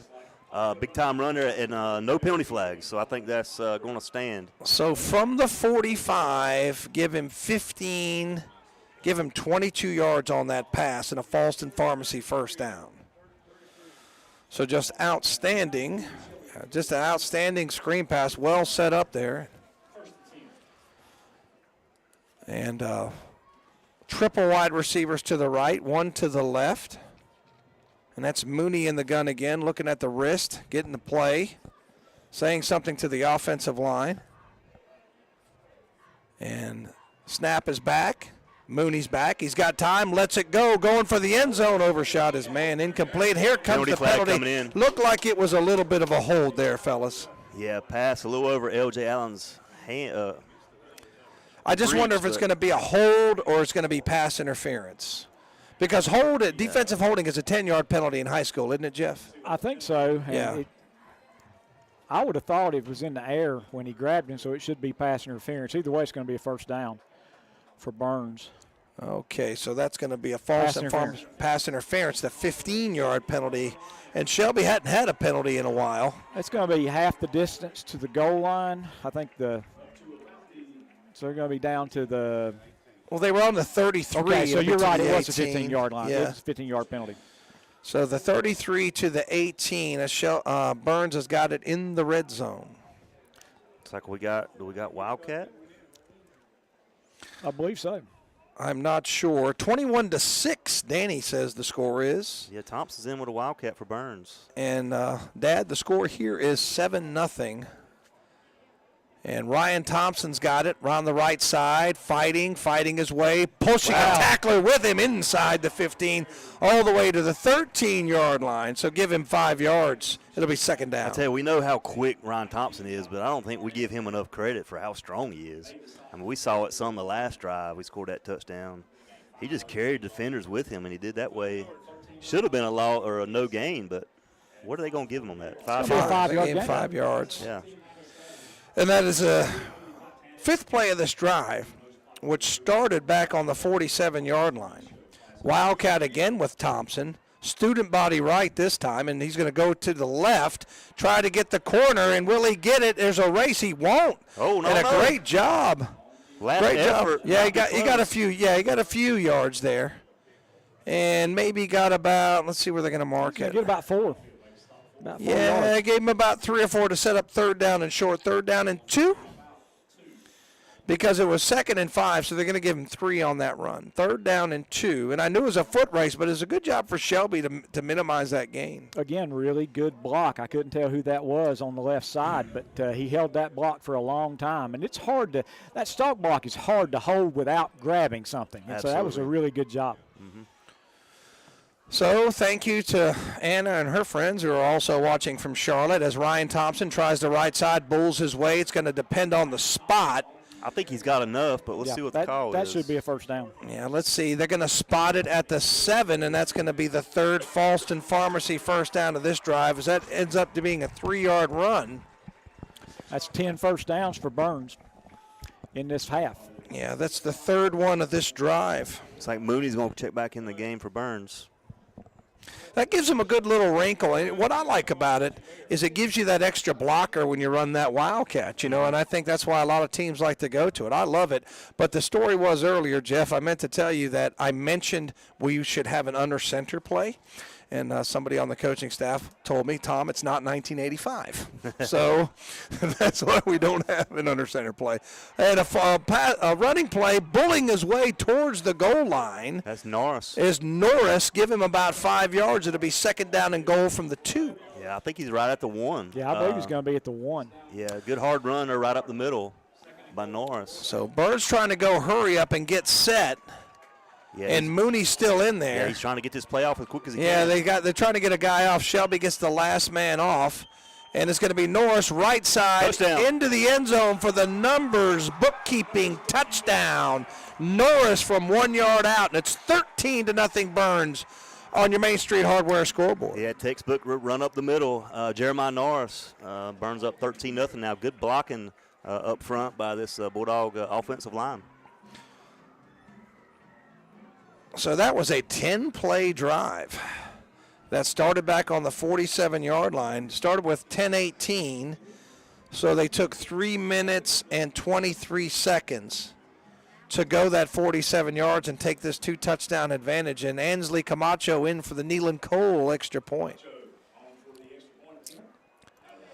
So we'll go back to the action cam. Left-footed Camacho. I don't know if he got it. Hit the crossbar. He did not. Hit the crossbar. Kick no good. 13-0. We'll be back. Tops Pizza and Pasta in Falston is happy to help sponsor the broadcast of Burns High football. For over 22 years, Tops Pizza and Pasta has been serving this area with the best pizza around. Come one or come all. Eat in their big dining room. Pick it up or have it delivered by calling 704-538-3344. Pizza, pasta dinners, wings, subs, salads, sides, and even desserts. Come by before the big game. You'll be glad you did at Tops Pizza and Pasta, 4813 Falston Road, Highway 18 in Falston. Open Monday through Thursday, 10:30 a.m. to 8 p.m., 10:30 a.m. to 9, Friday and Saturday. Closed on Sundays. Online at topspizzaandpasta.com. Celebrating lives and healing grieving hearts. That's the theme of the Stamey Tysinger Funeral Home and Cremation Center in Falston and the Stamey Cherryville Funeral Home on Dixie Street in Cherryville. Their staff is committed to providing your family with the highest quality care and service in your time of need. For more information, visit the websites at StameyTysingerFuneralHome.com and StameyCherryvilleFuneralHome.com, both giving you the gift of comfort for you and your family. We're back. Tom Centofanti, Matt Royster, and Jeff Jones. It is 13-0. 13-0 Burns, and spun the James River Equipment kickoff is about to the 23-yard line and working his way to the right. That's Hamilton. Hamilton, and he's got a pretty good return there. He'll take it all the way back out to the 42. Yeah, Shelby start off pretty decent field position here. So with 6:45 left, I wouldn't say it's absolutely critical, Jeff, but the Golden Lions need an answer here on this drive. Well, they really need to possess the ball. I mean, they have held the ball for 3 minutes and 58 seconds, and the game is almost 17 minutes and 15 seconds long. So it's been all Burns. Shelby got one first down on their first offensive possession, and they followed it up with 2 3-and-outs. Yeah. Yeah, so They have been ability to get some guys open on offense, but haven't been able to make that connection. There's the bunch formation over there to the right again is Lee. Pump fakes. Now he's in a little bit of trouble. Steps through it, and he'll be tackled. I'm not going to give a sack there. It looks like he got back to the line of scrimmage, but the Burns pass rush got to him. Absolutely. Where'd they mark that, Jeff? Right at the line of scrimmage? Right at the line of scrimmage. So that won't be as a sack, but it goes as a no gain, and it'll be 2nd down and 10. And as Jeff said, Shelby looking for an offensive spark here. As Burns trying to get lined up on defense, triple wide receivers to the left. Lee's in the gun. Hard count doesn't work. Look like Marshall McGowan might be coming on a blitz again. Like that was Haynes as well up there. Yeah, Haynes coming on a blitz too. And they creeping up again. Now they back off. Now I think McGowan came. And running play, good running play. Got about 3 or 4 yards, but that's going to bring up 3rd down and 6. Yeah, that's Lee right up the middle. Dove his way for a few yards there. Third and 6, like you say. This is a big play here for Shelby. Yeah, Shelby definitely wants to avoid a 3-and-out here. Yeah, and they may be in a situation where they may be 4-down territory as well. So clock winding, 5.5 minutes left to go, second quarter. 13-0 Burns. On your Main Street Hardware scoreboard, 4 wide receivers, and we've got a timeout Burns, so we'll take it with them. We'll be back in 60 seconds.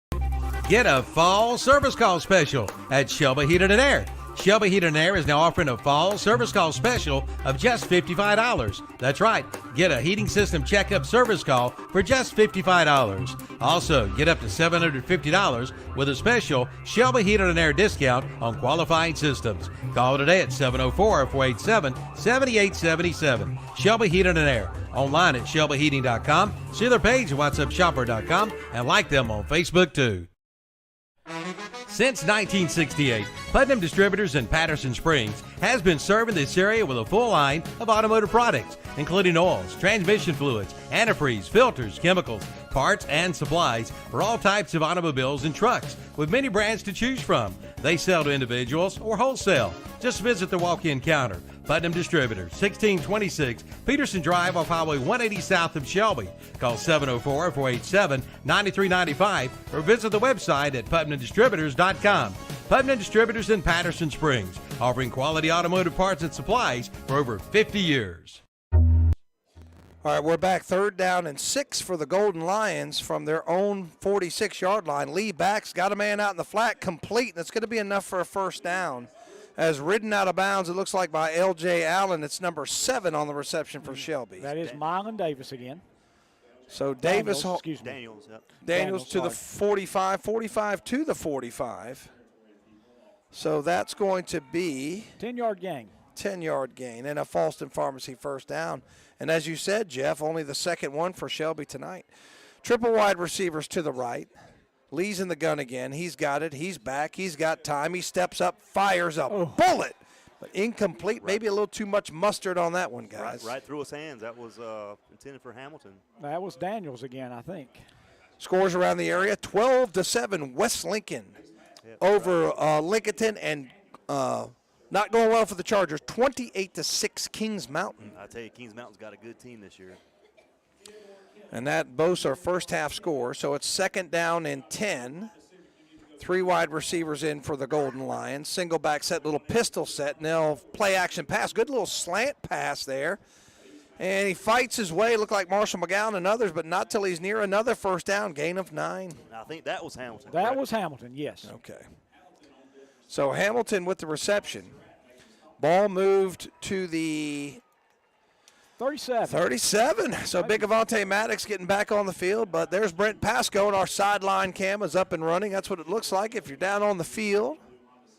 So we'll pan back out here to the play. It's Lee in the gun, triple wide receivers. Man comes in motion or resets, and it's going to be a running play, and it's going to be a 1st down.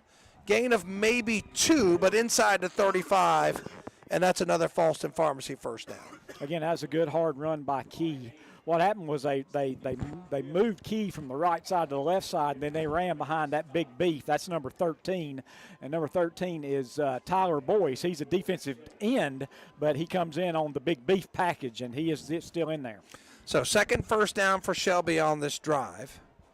And it's Lee in the gun again, and he'll roll to his right, fire it, and complete again. And I think it's Hamilton, or did he drop it, Jeff? I think, no, he did. He went down to a knee, and he handed it to the official. Oh, okay, so I thought he might have dropped it as well, but until he handed it to the official, and that's going to be a 7 or 8 yard gain. I think it's going to be an 8 yard gain. I'm going to give him. Shelby's driving here. Going to give him 8 yards. Second down and 2, and Shelby's got it inside the 30, near the 25-yard line. They're calling it the 26. 3.5 minutes to go, first quarter. 13-0 Birds, but Shelby threatening. Lee in the gun. Resets his tail back, and it's going to be a play action read option. And fighting his way is Lee, and he picks his way all the way to the 15-yard line. I think it's going to be another Falston Pharmacy first down. Yeah, I think that really shocked everybody. That Lee, Lee is not known for his running ability, but he did a great job running that time.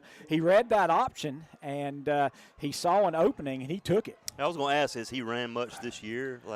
Well, overall he's got negative yardage because of the sacks, but he has gotten several first downs, and in fact I think he's scored a touchdown or two with his feet. So it's first down and 10 from the 15-yard line. Now Shelby inside the red zone, and they'll try a straight-ahead run, bouncing it outside, finding a little room, and into the end zone, I believe, or did they knock him out? No, they got him out at the 1. Yeah, he dove and got, I think, right at the 1 or 2 yard line. That is Key again, and that is another first down, and it's by far the best drive the Golden Lions have had. And they're going to quickly get over the ball and try to not give Burns a chance to get set up. Yeah, I'm going to give him a credit for 14 yards and another Falston Pharmacy first down. And in the gun, and straight ahead run. Did he get in? Looks like he stopped that play. Big time defensive stand there by Burns. Okay, here comes who threw a punch. Somebody said somebody threw a punch. And not sure who threw a punch. It will be it's on the far side of the field. We didn't really exactly see the play. Yeah, there's something going on way over there at the pylon. Had nothing to do with the play at all. Definitely extracurricular stuff. We don't ever want to see that. Not sure.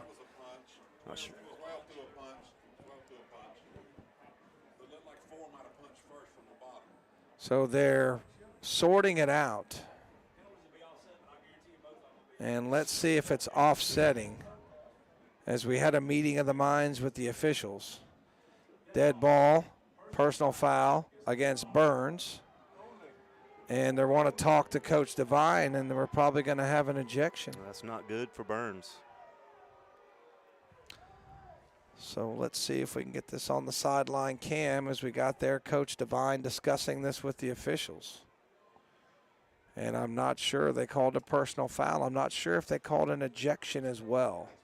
Well, they called a dead ball, so it's still going to be second down. They're going to gain about a half yard. So you don't like to see a personal foul, but a half-yard personal foul, which doesn't, you're still second down. I'm not sure. Didn't see anybody come off. I didn't see the thumb. Usually when they come talk to the coach, that means there's an ejection. I think he came to talk to Coach Devine because Coach Devine wanted to know exactly what was going on. He wanted to know why. So there has been an ejection. Well, that's not what you want to see for Burns. And who is that coming off? 12? It's Allen. So that penalty's on Allen, and that'll be an ejection. That's unfortunate. So it'll be still second down because it's a dead ball. But it's second down and still going to be officially one because you can't have a half yard. You can't have a half a yard officially. And I'm going to put that down as a 1 yard penalty because there has to be something. That's exactly what I put it down as, Jeff. And Lee's in the gun again, and they'll try the run again, and stuffed again. I don't think he got in. I think he lost yardage there. Yeah, it's going to be back to the 3. Yeah, good goal line stand there. Bring up third down. I think who was that? Was that 20? That was Marsh McGowan on the tackle. Backed him up 3 or 4 yards. No, backed him up a couple. Yeah, backed him up to the 2. And it'll be 3rd down and goal. Let's see if Shelby tries a little play action or a little read option here, Jeff. As they've tried to run it up the middle, haven't got anything. Here comes Kavion Hopper. No, they're going to keep him out. I know he's been ill and has missed a couple of practices. He's trying to recover from the flu. 3rd down, goal. Lee is going to keep it himself. He's going to try the right side, lowers the head. I don't know if he got in. He did. He got it. Touchdown. And that's a numbers bookkeeping touchdown, and that makes it 13-6. So just like that, Shelby's back in the game. Yeah, lowered his shoulder and, just got it across there for Shelby. That was almost looked like it was a little short from up here, but he just did get across. That was an 11-play, 5-minute drive that went 58 yards. So impressive drive, and there's your time of possession. Yeah, 5 minutes, officially 5 minutes and 10 seconds because you have to count the kickoff. But it was a really nice drive by the Golden Lions. And that started at what, the 40? I didn't write down where it started. It started at the 42, Shelby's own 42. So snap, down, kick up, and boy, that's boomed. And Neal Cole extra points good. Sure. Yep, so we'll be back. When it comes to taxes, you need to see the tax professional. That's Noah Kay at Numbers Bookkeeping and Income Tax Service in Shelby. And you've gotten a little letter from the IRS. Come see Numbers. Get the advantage. They'll help you take advantage of the credits and deductions that you deserve. Just call 704-484-2783. See Noah Kay at Numbers Bookkeeping and Income Tax Service, 707 South Lafayette Street in Shelby. They are there for you. Ram Power Days are here at Marburger Chrysler Dodge Jeep Ram in Shelby. Get the deals that deliver the power. Now get 0% APR financing plus $750 loyalty bonus cash when financed through Chrysler Capital on the new 2022 Ram 250 and Ram 350 models. Ram Power Days going on now at Marburger Chrysler Dodge Jeep Ram, located at 1310 East Dixon Boulevard in Shelby. We're back with this West End sales broadcast at Burns High School football. James River Equipment kickoff coming up as Shelby, 11 plays, 5-10 off the clock, 58 yards, cuts into the deficit. It's now 13-7, and how important will that extra point be later, fellas? Yeah, that might come back to bite Burns later on in the game. All right, that's There's deep that big leg by kick, and that will go into the end zone, and Burns will take it on their own 20-yard line with 1:45 left to go, and they would love to score again because Shelby gets the opening second-half kickoff, man. Absolutely. Let's see if Ben Mooney puts it in the air and maybe tries to throw the ball downfield a little bit here. Well, he's got it set up because he hasn't had to throw anything down the field, and he doesn't. He really might not have to throw it down the field now because the play action that they've run the ball so well. He can fake some play action and hit some 15-yard passes that can turn into 40. And how's the dynamic change without L.J. Allen? Oh, that's huge right there. But we still got 3 or 4 guys that can get the ball downfield. Shotgun snap, toss play. Norris to the 20, cuts back 25, 30, got a first down to the 35. Nice run, 15 yards, Falston Pharmacy first down. I think they're going to actually give him all the way to the 37. I don't know about that, Jeff. I thought he was down before that, but yeah, you're right. They are going to give him up to the 37-yard line. Well, you'll find I don't often agree with the spots as you said, but no. They're a little suspect sometimes. That's a tough job, though. It is. In fact, I wouldn't want to be a referee. I can tell you that. It's easier to see from up top than from down on the field. Yeah. So Lamont Wilson checks in for Norris. Clock running 1:22 and counting, and Burns kind of taking their time a little bit. 1:18, 1:17 left to go. Mooney's in the gun. Snap is back. He's got it. He's looking. He throws it. Ball batted down. Incomplete. Could have been intercepted. That was Pierce, I believe, on the batted ball. It was. And any time that you throw that pass and it goes straight up in the air, it's dangerous. Your heart goes down into about below your stomach, into your knees. Yeah. I mean, because it just feels like it hangs up there forever. Yeah, and you had 2 other Shelby defenders there as well. So it's good play there by Pierce. Second down and 10 for Burns. 2 wide receivers left, 1 right. And looks like they're going to go with – no, Thompson's going to be a wide receiver there. See very rarely 2 back set for Burns. You don't see it much at all. No, you don't see it much anywhere anymore. You used to see it all the time back in the 70s and 80s. Snap back. Mooney rolls to the left, and he's got some running room. He's going to take off. He's to the 40s, to the 45, runs out of bounds around the 47-yard line. He'll have another Falston Pharmacy first down. That's what I was talking about, Jeff. You can't discount his run ability. He Yeah. rounded that curve, and he had some speed. Like I say, Daddy Patrick They're going to mark him back, though. He doesn't have the first down. Say he ran a 4.5 40. I guess they say he stepped out of bounds. Okay. That's a tough spot there, too. I thought he had the first down. Yeah, hard to see from all the way over here, but the officials mark him a yard short. Clock stopped with exactly 1 minute left to go. Burns at their own 46, trying to convert here to keep the drive moving. And did they get Shelby to jump? No, they tried I don't think to. they crossed the neutral zone. Yeah, they were back off the ball far enough that they all moved, but they didn't cross the line. Yep. So with 7 on the play clock, 6 on the play clock, Burns is going to have to snap it or call a timeout. Let's see what they do. They snap it with about 1 second left.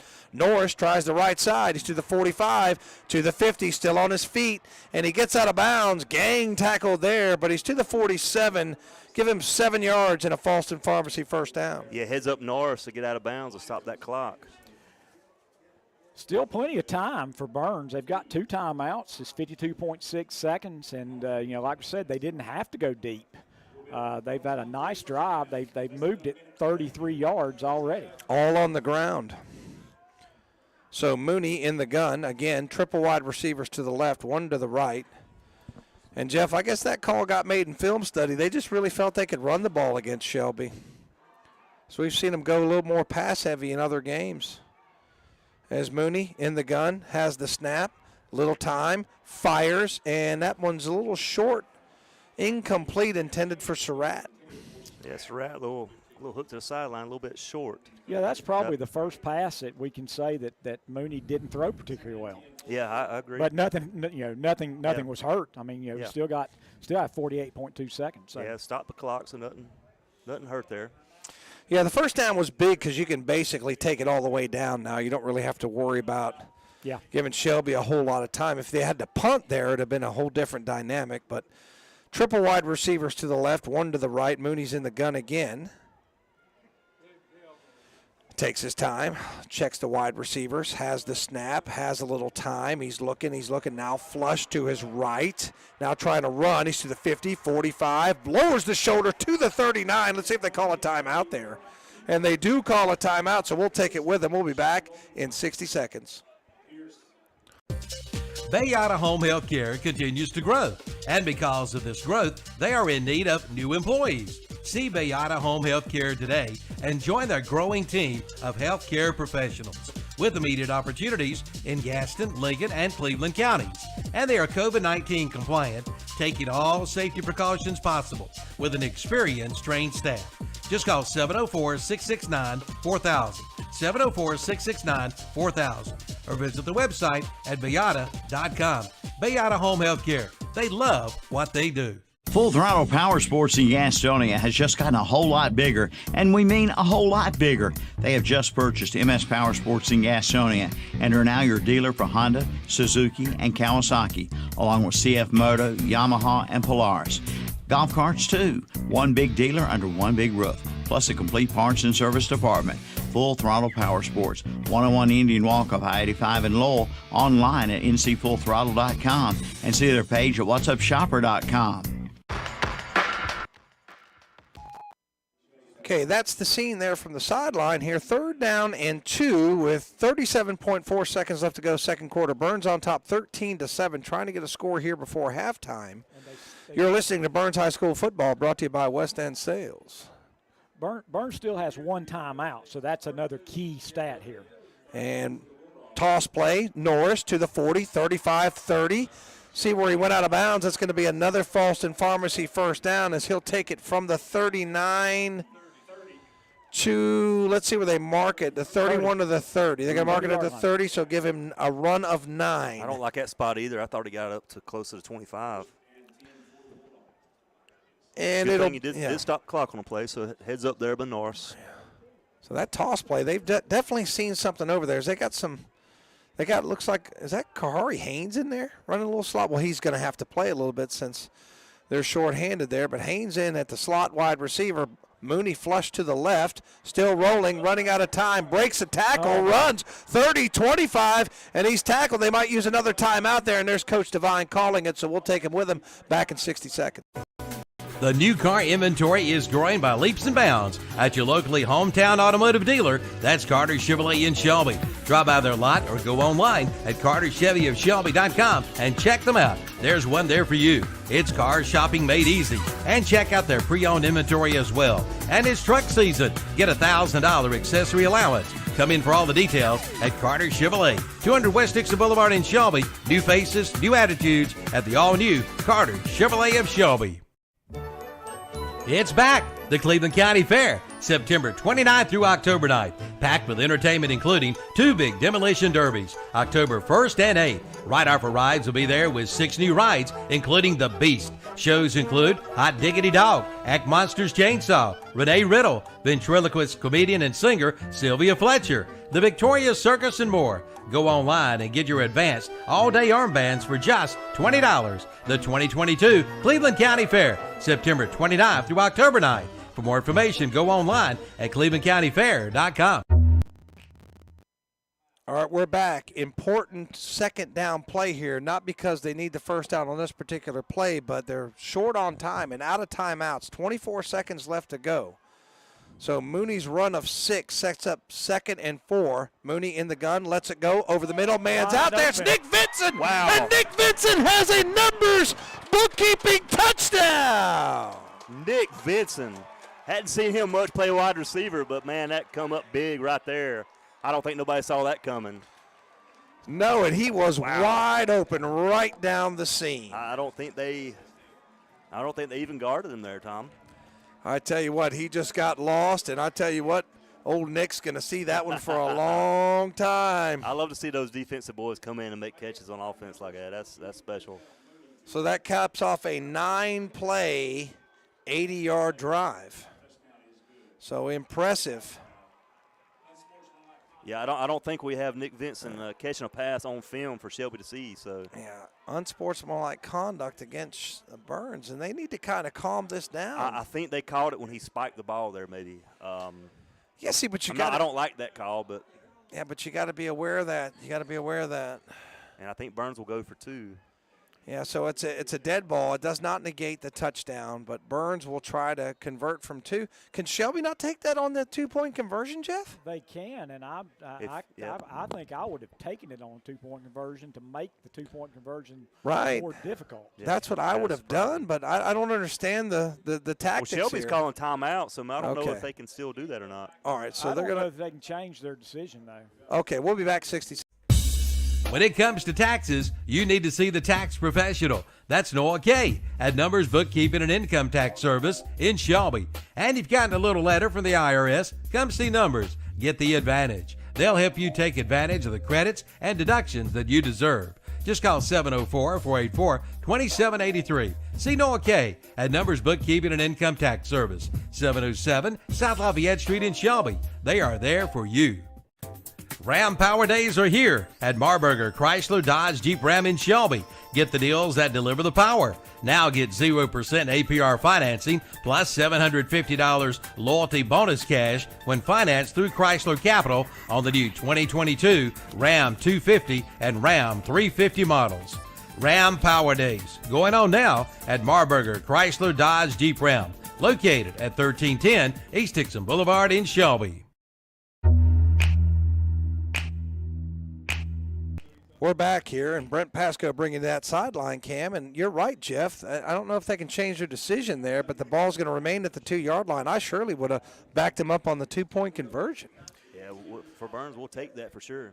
Yeah, and I'm sure what Shelby was thinking was Burns doesn't kick it off very deeply, and so they were thinking, well, make them kick it off from the 25, and maybe you can get a kickoff return and get some points. There's value to that as well. Yeah, they'll have 17 seconds at kickoff, depending on how many seconds come off on the kickoff. So Vincent, I believe, is in there to snap it, it looks like, and little swinging gate. And he's also an eligible receiver. Yep, and Mooney's got it, throws it. And did he catch it? He did. And Nick Vincent's got the 2-point conversion. Wow. So the Nealon Cole 2-point conversion is good. And we'll keep it right here. That makes it 21-7 Burns. So Vincent does it all. Has the touchdown and the 2-pointer. How big is that for Vincent to step up, not only catch the touchdown pass, but the 2-point? Tom, I don't think he's caught a pass all year. I don't think we even had him on offense at all. So Tom, give me credit now because I told you he was an eligible receiver. Well, I will say this: if listeners don't know Jeff Jones, Jeff coached this game just a few years, and he played this game a few years. So, yeah, Jeff, I was wondering that when I saw Vincent snapping the ball, I would say I was guessing he might be eligible, but I'll be honest with you, I wouldn't have been sure on that. He's got a report eligible, correct? He's got an eligible number. Okay. And so he doesn't have to report eligible because his number makes him a receiver. He can be a receiver. Automatically. And he's the end man on the line of scrimmage. Okay. And so the end man on the line of scrimmage is eligible unless he has a number that's in the 50s through the 70s. Okay. Well, I know in the pros, don't they have to? Yeah, in the pros, they have to report. They have to report and things like that. Yeah. But scoring, they don't. Scoring from Kings Mountain, 35-6. Kings Mountain over at Crest. So it's all over but the crying at Sid Bryson Stadium. I gotta say, now I thought that Kings Mountain would win, but I'm shocked that that's that big right now. Crest had been playing better. Last score I had was West Lincoln over Lincoln at 12-7. Here it's 21-7 on your Main Street Hardware scoreboard. James River equipment kickoff, spun down inside the 30, inside the 20, and did he touch it? Did he touch it? They saying he didn't touch it. It was close if he didn't, but they're saying he didn't. It's going to be, I think they're going to bring that ball to the 35-yard line, correct? They should bring it to the 50. Oh, yeah, from the kickoff. You're right. Correct. Yep. Well, I think the Burns sideline thought he touched it, and I think guys. And I tell you what, Coach Jeter is not happy there, and I wouldn't be happy either. It sure did look like he reached a hand down there to touch it. Well, that's huge if he did touch it. Yeah, that's a big when you kick it out of bounds, it's not the 35. It's actually 25 yards from the spot of the kick. Mm-hmm. And so since he kicked it from the 25, it's a 50-yard line. It should be the 50-yard line. Yep. Let's see if they put it. And like you said earlier, that's big. Now they got time. Let me see how many they got. 2 timeouts. Now, if you're Burns. 17 seconds left. They got time to do something here. If you're Burns, you just want to keep everything in front of you. But, of course, the Shelby kicker's got a big leg. I was going to say, in Berkowitz, we know what kind of leg he's got. So the defense for Burns is going to have to step up strong here. So it is first down 10, Shelby from the 50-yard line. 17.3 left to go here. 21-7 Burns on your Main Street Hardware scoreboard. You're listening to Burns Football, brought to you by West End Sales. And it's 3 wide receivers in for Shelby. Looks like they've got a little H-back to the right. Single back set. Lee's got it. Running out of time, and he'll be sacked. Coltrane's got him down at the 40-yard line, and that's a big loss of 10 yards. Travis Coltrane, good sack there right up the middle. And will Shelby burn a timeout there? Okay, so we'll take it with them. We'll be back in 60 seconds. Check out the fall savings at Bill Shuford Heating and Air in Shelby. Keep warm this winter with the new American Standard Heating and Air Conditioning System. Right now, get 0 APR financing for 72 months and payments as low as $85 per month. And American Standard is rated #1 in reliability. And remember, they service all brands. Bill Shuford Heating and Air, 213 Campbell Street in Shelby. Online at BillShufordHVAC.com. Hey, I'm Joey Logano, and if you're looking for affordable, quality equipment, James River delivers. Whether you're mowing your lawn, hauling material, or baling hay, James River has the John Deere mowers, tractors, Gator utility vehicles, and implements you need to get it done fast. Plus, with low-rate financing and big cash rebates, James River makes owning a John Deere just as easy as it is to operate. Request a quote online at JamesRiverEquipment.com. James River delivers affordable quality. All right, we're back. Conceivably the last play of the half, maybe time for 2 plays. 11 seconds left to go. Shelby on their own 40. Burns back in preview. And Lee's going to fire it out pattern, and it's caught for about a 12-yard gain. He didn't get out of bounds, though. He didn't get out of bounds, and Shelby out of timeout, so that'll do it. We'll have the Carter Chevrolet halftime show, and Jeff Jones will have some stats for us, do a scoring recap for us, and then we'll give some stats from both teams and talk about what we expect to see in the second half. Once again, your Main Street Hardware scoreboard, 21-7 Burns. You're listening to Burns Football, brought to you by West End Sales. Hey Jennifer, do you know that Christmas is only 8 weeks away? Yeah, I know, Matt. And our 4th annual Ladies' Night is in 2.5 weeks. The postcards smell lovely. Oh, we do have a blast with the ladies. You just like being the only guy. I'm used to being outnumbered. Well, I guess Dad's there too. Hey guys, Ladies' Night is the first chance that you'll get to see the Black Friday doorbusters. You'll be able to create your own Christmas wish list and savings up to 60% off. Don't forget, ladies, give us a call November the 1st to grab your appointment time. 704-538-7991. Ask for Nona. Yeah, we only have 120 appointment spots, so figure out what time's best for you and the bestie and come and hang out with us for Ladies' Night. Come see the all-new Bobcat CT1021 and CT1025 compact tractors. Now available at West End Sales in Vail. It's great for maneuvering around the barn, sheds, and landscaping. It's perfect for mowing. Features include 4-wheel drive and a 21 and 25 horsepower diesel engine with hydrostatic transmission. See it today at West End Sales, Highway 18 North in Vail. Online at westendsales.com. See their page at whatsupshopper.com and like them on Facebook too.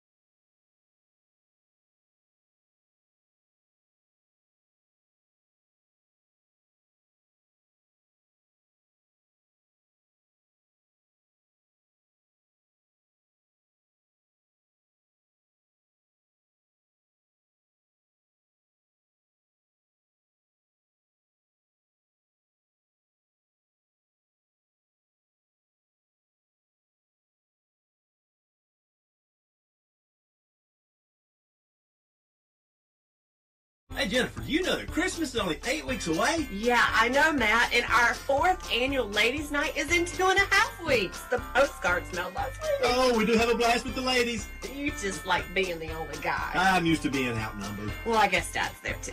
Hey guys, Ladies' Night is the first chance that you'll get to see the Black Friday doorbusters. You'll be able to create your own Christmas wish list and savings up to 60% off. Don't forget, ladies, give us a call November the 1st to grab your appointment time. 704-538-7991. Ask for Nona. Yeah, we only have 120 appointment spots, so figure out what time's best for you and the bestie and come and hang out with us for Ladies' Night. Barker Family Feed in Bellwood now carries Balin Country products, including Balin Country water feeders and gates. Come check them out. And if you're looking for square hay bales, they've got them at Barker Family Feed. And don't forget, the baby chicks have arrived. Also mums, pumpkins, fertilizer, lime, grass seed, plus pet and livestock feed, along with your insecticides and pesticides too. See the girls today at Barker Family Feed, 121 Carpenters Grove Road off Highway 18 North in Bellwood. Like them on Facebook too. Celebrating lives and healing grieving hearts. That's the theme of the Stamey Tysinger Funeral Home and Cremation Center in Falston and the Stamey Cherryville Funeral Home on Dixie Street in Cherryville. Their staff is committed to providing your family with the highest quality care and service in your time of need. For more information, visit the websites at StameyTysingerFuneralHome.com and StameyCherryvilleFuneralHome.com. both giving you the gift of comfort for you and your family. They're everywhere. Your yard, your kitchen, your bedroom, invading your home and property, spreading disease and destroying everything in their path. If you don't act, they'll multiply, crawling ever closer to you and your family. The only thing they fear is the web. Nealon Cole Termite and Pest Control. Call today for their new service special and save $25. Bugs, beware of the web.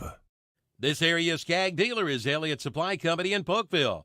How would you like to win a brand new Skag? Of course you would. Just drive by Elliott Supply in Polkville and pick up an entry ticket for $10. All proceeds will be going to the Polkville Baptist Church. You could be the winner of a Skag Liberty 2 52-inch mower. It'll be given away August 28th. Again, tickets are $10 each and are available at Elliott Supply Company on Highway 182 in Polkville or from any member of the Polkville Baptist Church. The 30th anniversary sale continues at Essener Auto Sales in Shelby. Come check them out all year long with some great anniversary specials. Find out how easy it can be for you to be one of their satisfied customers. Yes, 30 years ago, Susie and Richie started Essener Auto Sales, striving to give you the best deal possible on a quality pre-owned vehicle. See them today at 417 South Post Road in Shelby, online at srautosales.com. See their page at whatsupshopper.com and like them on Facebook too. That's Essener Auto Sales in Shelby.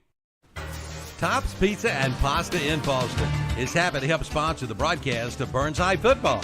For over 22 years, Tops Pizza and Pasta has been serving this area with the best pizza around. Come one or come all, eat in their big dining room. Pick it up or have it delivered by calling 704-538-3344. Pizza, pasta dinners, wings, subs, salads, sides, and even desserts. Come by before the big game. You'll be glad you did at Tops Pizza and Pasta, 4813 Boston Road, Highway 18 in Boston. Open Monday through Thursday, 10:30 a.m. to 8 p.m., 10:30 a.m. to 9, Friday and Saturday. Closed on Sundays. Online at topspizzaandpasta.com.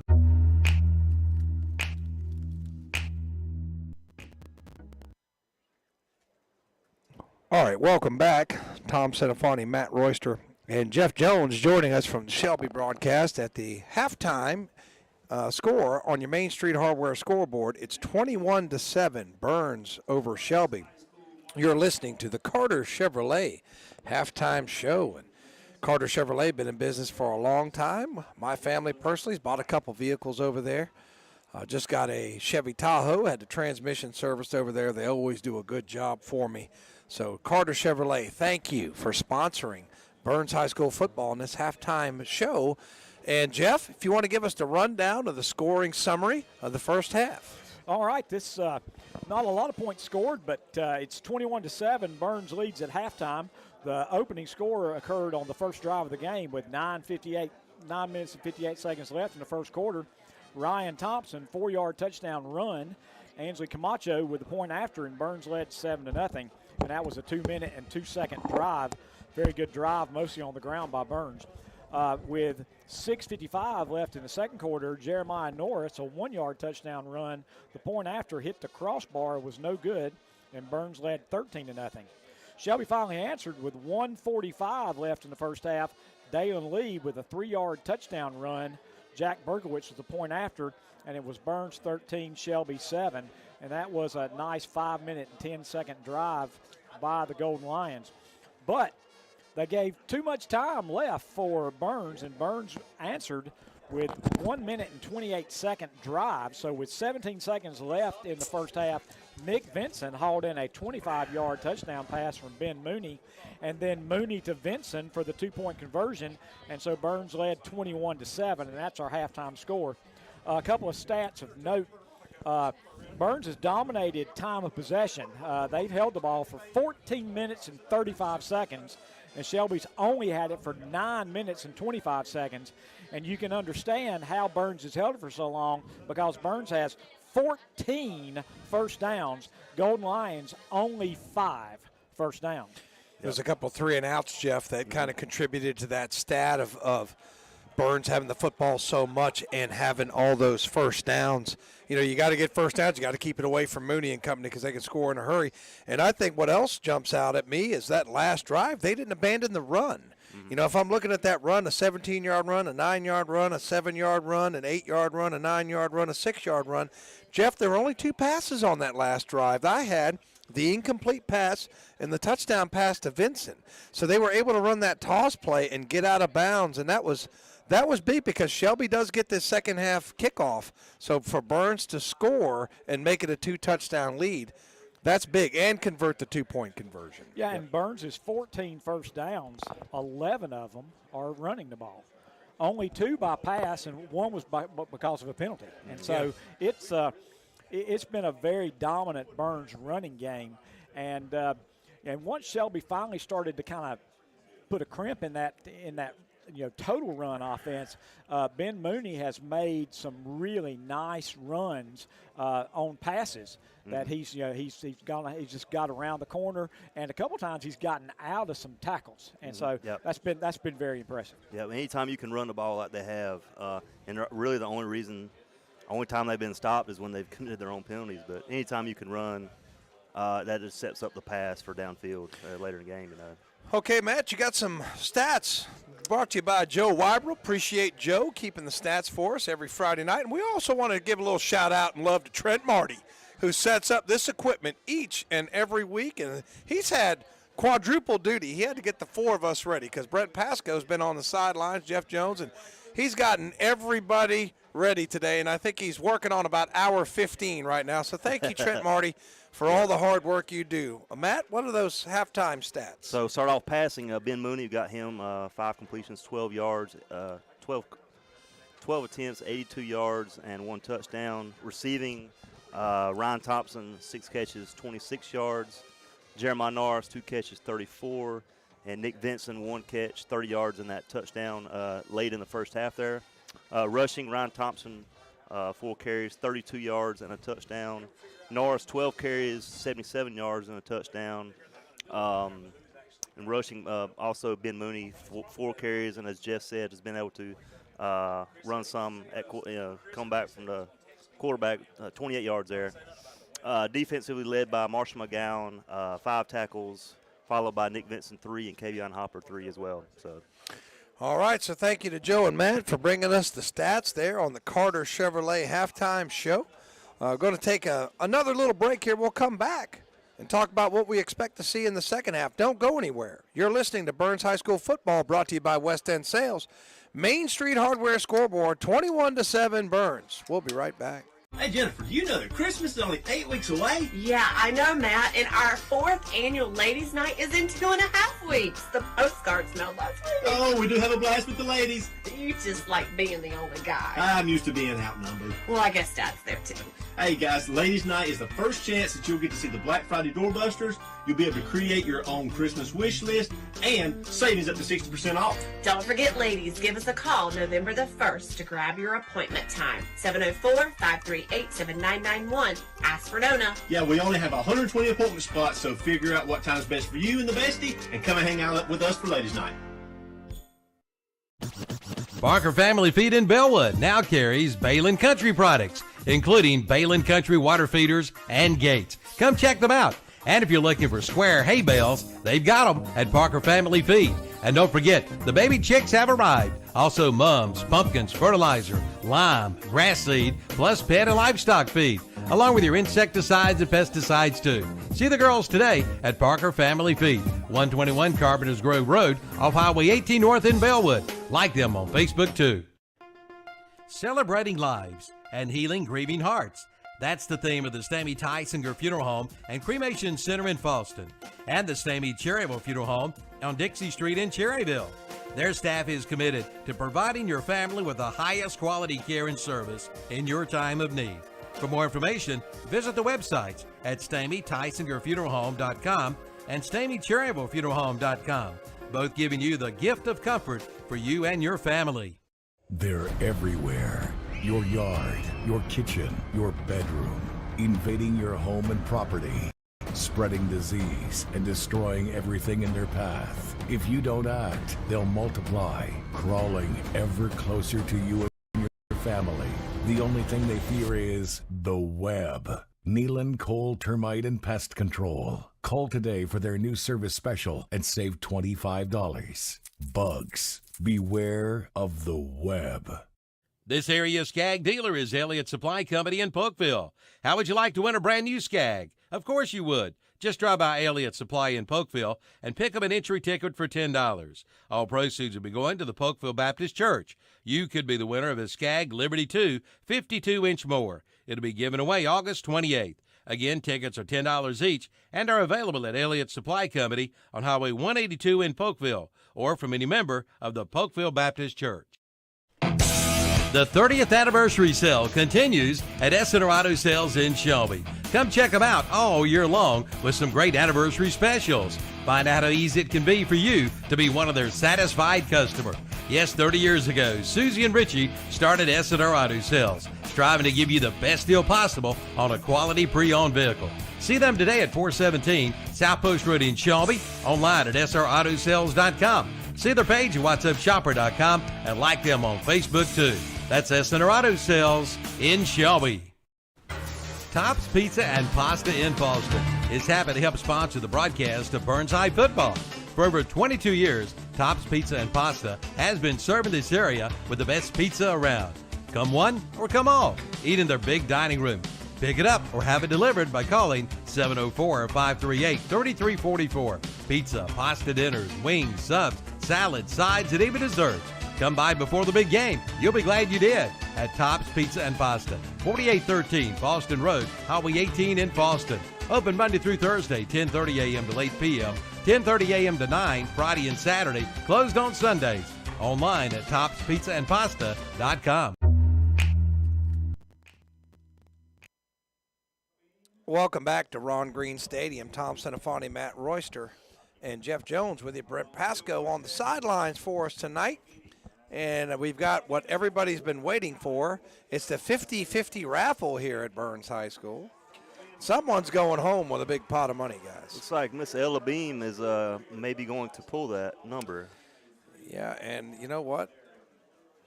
I don't know where my tickets are. I don't know what I did with them. I'm about to lose. They got your number wrote down. Yeah, they'll find out. They'll find out. And I'm throwing money on the floor. I think Richie Scruggs said it got up to $100,000. Did it? That's pretty impressive. Wow. So that's good. And while we're waiting on that, we'll give some scores from around the area, and those are courtesy of Kevin Hastings back at the studio. Kings Mountain all over Crest, 35-6. South Point all over North Gaston, 55-0. High Brighton 21, South Caldwell 7. Madison 14-8 over Owen. Pine Lake Prep 10-7 over the Community School of Davidson. Drone 20-14 over Mountain Heritage. West Henderson 28-0 over Tuscola. And my friend John has just texted me that Lincoln has just gone ahead of West Lincoln 20-19. Lake Norman Charter 21-6 over Mountain Island. East Burke 21-7 over West Caldwell. Maiden 14-0 over Newton Conover. Brevard 14-14 tie with Polk County. Hendersonville 19-0 over Patton. Chase 27-0 over RS Central. Statesville 14-0 over Hickory. Battle for the Belt, Bessemer City up on Cherryville 6-3. East Gaston 42-0 over Highland Tech. Here it's 21-7 Burns over Shelby. East Lincoln 14-7 over North Lincoln. So they are going to see who's going home with a pile of money. What was that recognition for there, Matt? Oh, that was Ella Beam. Recognizing her, I think she was state champion in wrestling, right? Yes. Yep.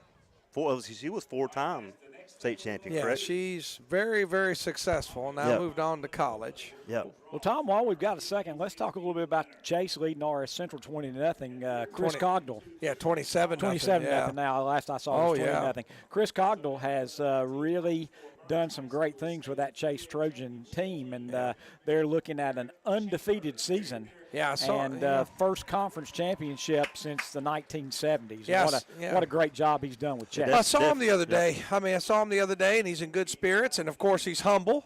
But McCombs went down and had to have surgery and won't be back this year. That's just a tough break. But yeah, he's got that program really going in the right direction. He's a good coach. I got to coach against him a number of years. When I was over at Shelby, and he was here at Burns. That's another thing. Let's talk just a couple other seconds. David Devine, not only a great football coach, but a great human being. Yeah. And Mike Wilbanks, I got to give a shout out to Mike Wilbanks over at Shelby. We've got some really good football coaches on this field, but what I think is even more important, we got some really good men, just leaders of men on this football field. And so all the young men that are playing for either of these schools, they're being mentored by some really good people, and we can be happy about that. So we're coming back out. They're going to draw. Okay, there's the drawing, and it's Chris White.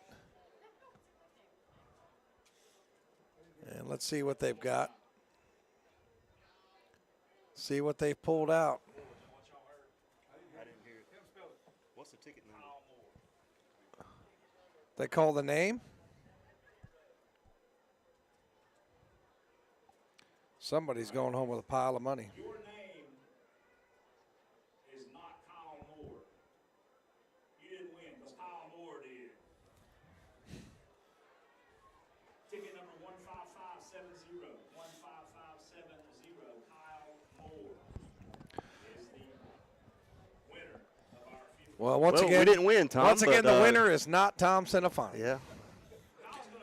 I think they need to redraw there. I think they pulled the wrong ticket out. What do you think? Drew the wrong ticket. Draw again. I'll tell you, that must be nice to go home with 50 grand or so. Yeah, I think he said that 97,000 was the total.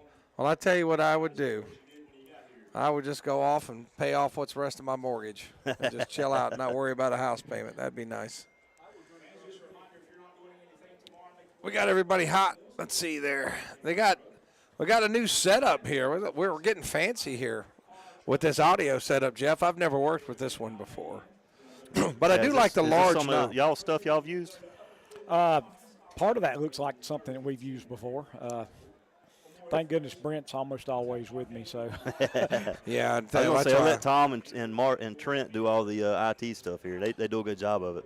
I've done a lot of work. I've done a lot of work this year with Rob Roop, and he's done a good job of getting that thing set up. There was a couple of times that I've set it up, and you kind of say a quick prayer and look at 3 or 4 pictures you took of the last time it was set up, and sometimes it works.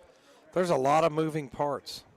There really are, especially now. Y'all are this. throwing cameras in too, and I remember back in the day when we were all doing that. There really is a lot to that. Well, Tom, let's talk a little bit about as we start the second half. I think that this first drive by the Golden Lions, crucial drive.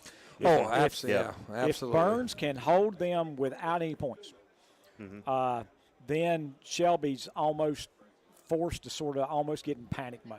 Now, if Shelby can get a drive, score a touchdown, they're right back in the ball game. But you talked about how important that drive was right before the half, that Burns scored that touchdown, got the 2-point conversion, and a 2-touchdown lead just feels huge. And I tell you what, and what else you got to consider is adjustments. What adjustments you're going to make? What adjustments is Shelby going to make to stop that running game, especially the wide running game? The quick toss has been very successful. And I think there are some holes in the Burns pass defense. There are some passes that should have been complete to Shelby wide receivers. There's a lot of passes that should have been caught. Hit them in the numbers, 3 or 4 at least. So that worries me a little bit if I'm Burns. They got some guys open.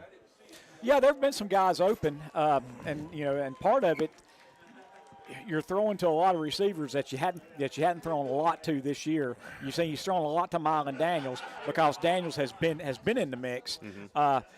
He hasn't been able to throw to Hamilton much because Hamilton's been covered. He made one really nice catch for 8 yards on that touchdown drive, but he was covered. And he just made, like I say, a really nice catch. And so Burns has done an excellent job of not allowing Dalen to get comfortable back there. They've had just enough pressure that he's had to leave that spot. And Shelby's also thrown a lot of the really quick game. And so they've thrown a lot of 5-yard passes, 7-yard passes.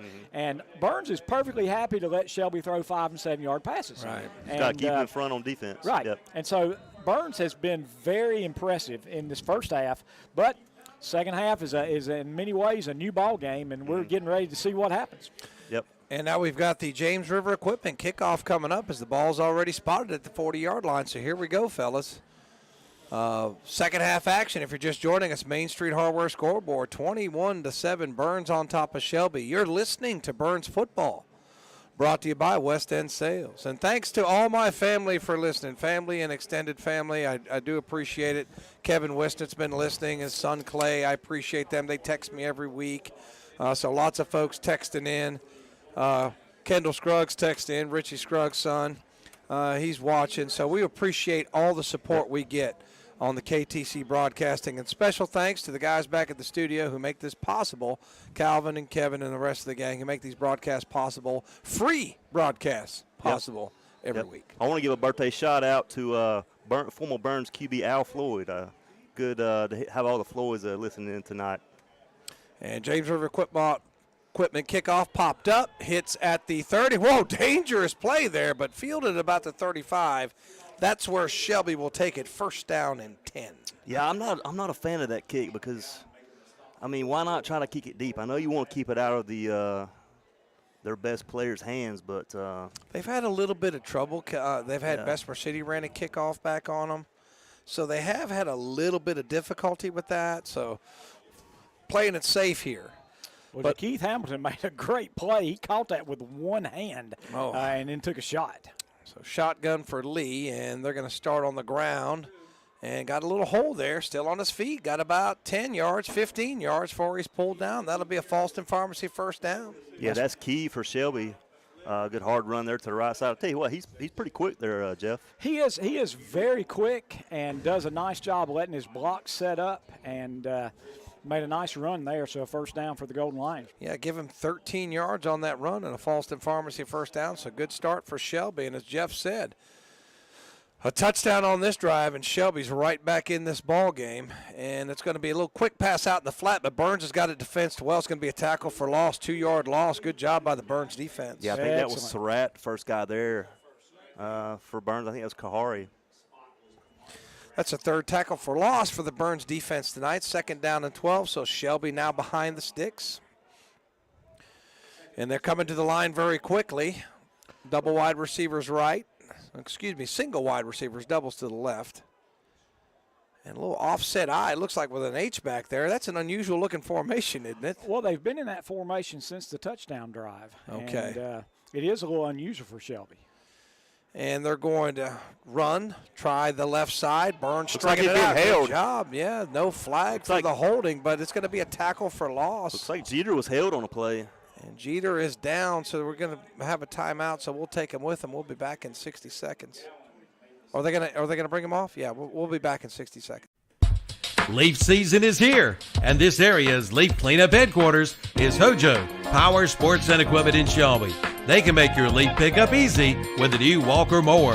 And they have blowers, trimmers, and chainsaws in gas and battery-powered models with name brands like DeWalt, Husqvarna, Shindawa, Red Max, and more. Clean up those leaves after your quick visit to Hojo Power Sports and Equipment, 110 Grigg Street off South Lafayette Street in Shelby. Online at hojopower.net. Buying a home can seem like a daunting task, but it's really not with Homestar Financial. With a short phone call, we can get you pre-approved. Once pre-approved, you're free to shop for the home of your dreams. At Homestar Financial, we can tell you the price or payment range that you qualify for. Your realtor will appreciate that you took the time to get pre-approved. So call me today. Let's make buying a home a dream come true. With Homestar Financial, it's quick and easy with no surprises at closing. Call today. Lee gets away from Nick Vinson and gets it up near the first down. That was pulling a rabbit out of the hat. It was an outstanding play. And he's going to take it up to the 47, and now Shelby's in the position where they can go for it. Credit Lee for eluding that sack there. He will be short, but it looks like they're going to probably go for it. Yeah, I think it's that time where they know they have to score on this drive. Well, and no, they're going to bring in the punt team. Kind of surprised. Well, it is fourth, and what'd you say, 5, Jeff? It's only 4 on the scoreboard. It's 4th and 4. But if you give them a short field and you get down 28-7, that might be all she wrote. They got much fake punt in their book there, Jeff?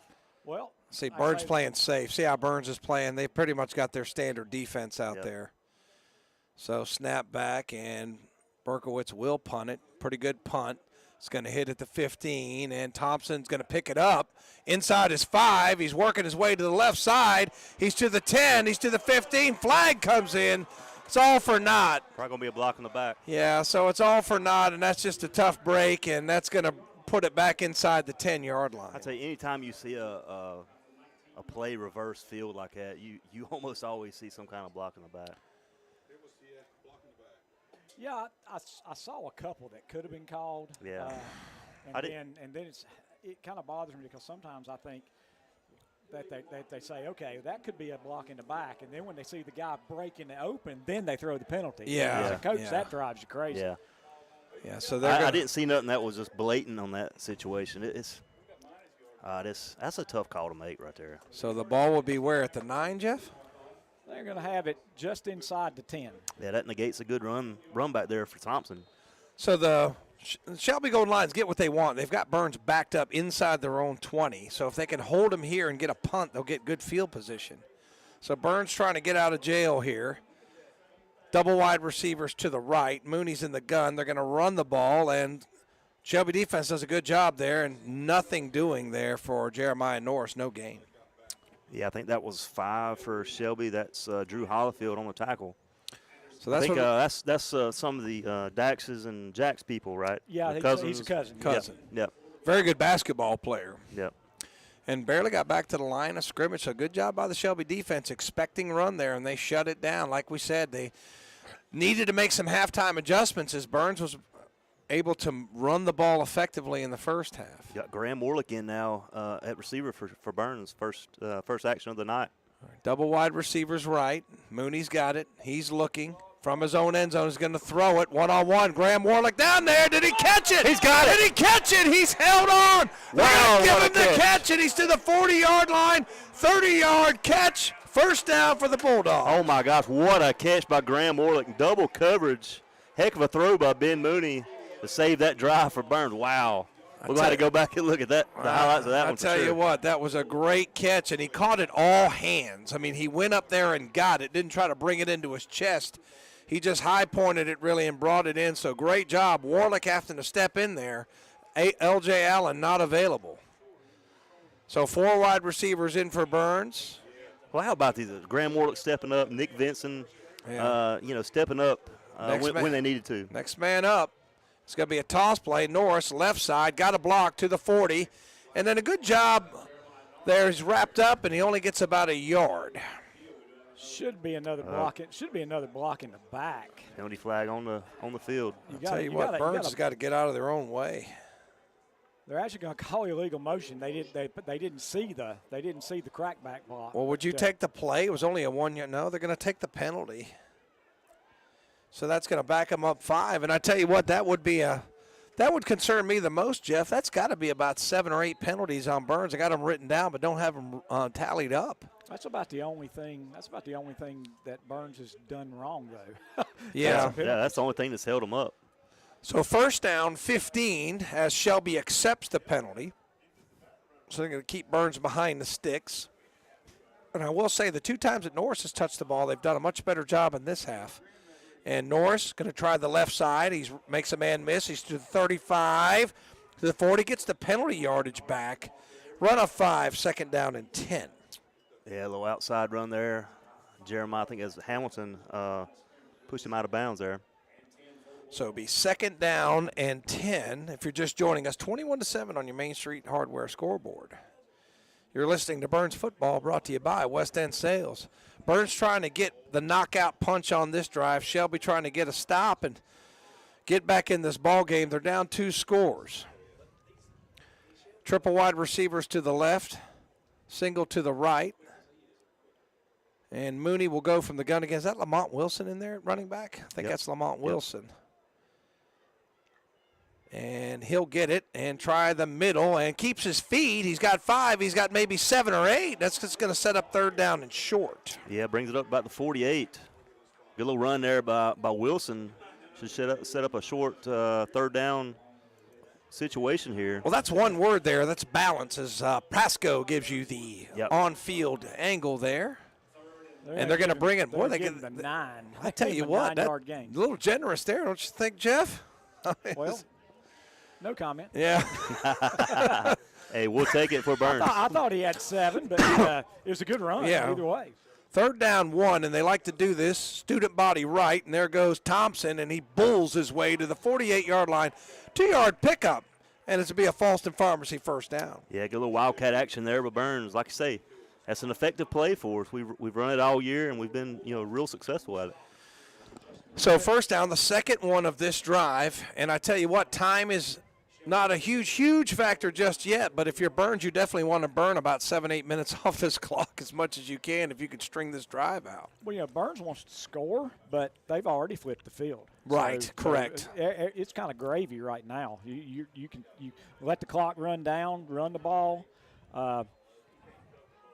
3 wide receivers to the left. Toss play to the left. There goes Norris. Can he turn the corner? He's strung out. Good job by the Shelby defense. They'll get him behind the line for a big loss of about 6 or 7 yards. Yeah, nothing much doing over there. And a good tackle there by Camden McGill. I mentioned his name earlier. I know him and his daddy John real well. He's a hard worker, good kid. Getting ACC offers as well, too. So it's a 4-yard loss. Yeah, but that's that's the adjustment that Shelby's made, Jeff. I think that that play was really effective in the first half and has not been here in the second half. So we're approaching 6 minutes left to go. Burns behind the sticks, 2nd down and 15. 4 wide receivers in for Burns, single back set. Mooney in the gun. He's got time. He lets it go over the middle and traffic catch. And it's Kahari Haynes. Wow. Is that Kahari Haynes? Wow, it's Haynes stepping in there playing a little wide receiver. What a catch. And that ball's to the 35-yard line. Give him 20 yards? That's just pure athleticism right there. I mean, he had 2 guys all over him. He knew he was getting ready to take that hit and just lowered it. I tell you what, that was shoulder great. Took the hit and held on to the ball. Great catch in traffic. As I said, it's been by committee since L.J. Allen has not been available. And they've been stepping up and doing a great job. But look at this clock. It's under 6 minutes. Yeah. So this is basically, just a perfect scenario. If Burns can score here, can chew up some clock and score. Shelby defense looking for a play to get off the field, looking for a turnover, something to turn the momentum here. And Burns is going to run out of time, so we'll take a timeout with him. We'll be back in 60 seconds. Your locally owned and operated hardware store is Main Street Hardware in Lawndale. Come check out the deals, like big wooden rockers, now on sale for $149.99. See the biggest, baddest blower on the market today by Red Max and priced at $599. They also carry a full line of Toro push and zero-turn mowers. Save hundreds of dollars now during their end-of-summer clearance sale. That's Main Street Hardware, 356 East Main Street, Highway 182 in Lawndale. Online at mainstreethardwareinc.com and like them on Facebook too. Come see the all-new Bobcat CT1021 and CT1025 compact tractors. Now available at West End Sales in Vail. It's great for maneuvering around the barn, sheds, and landscaping. It's perfect for mowing. Features include 4-wheel drive and a 21 and 25 horsepower diesel engine with hydrostatic transmission. See it today at West End Sales, Highway 18 North in Vail. Online at westendsales.com. See their page at whatsupshopper.com and like them on Facebook too.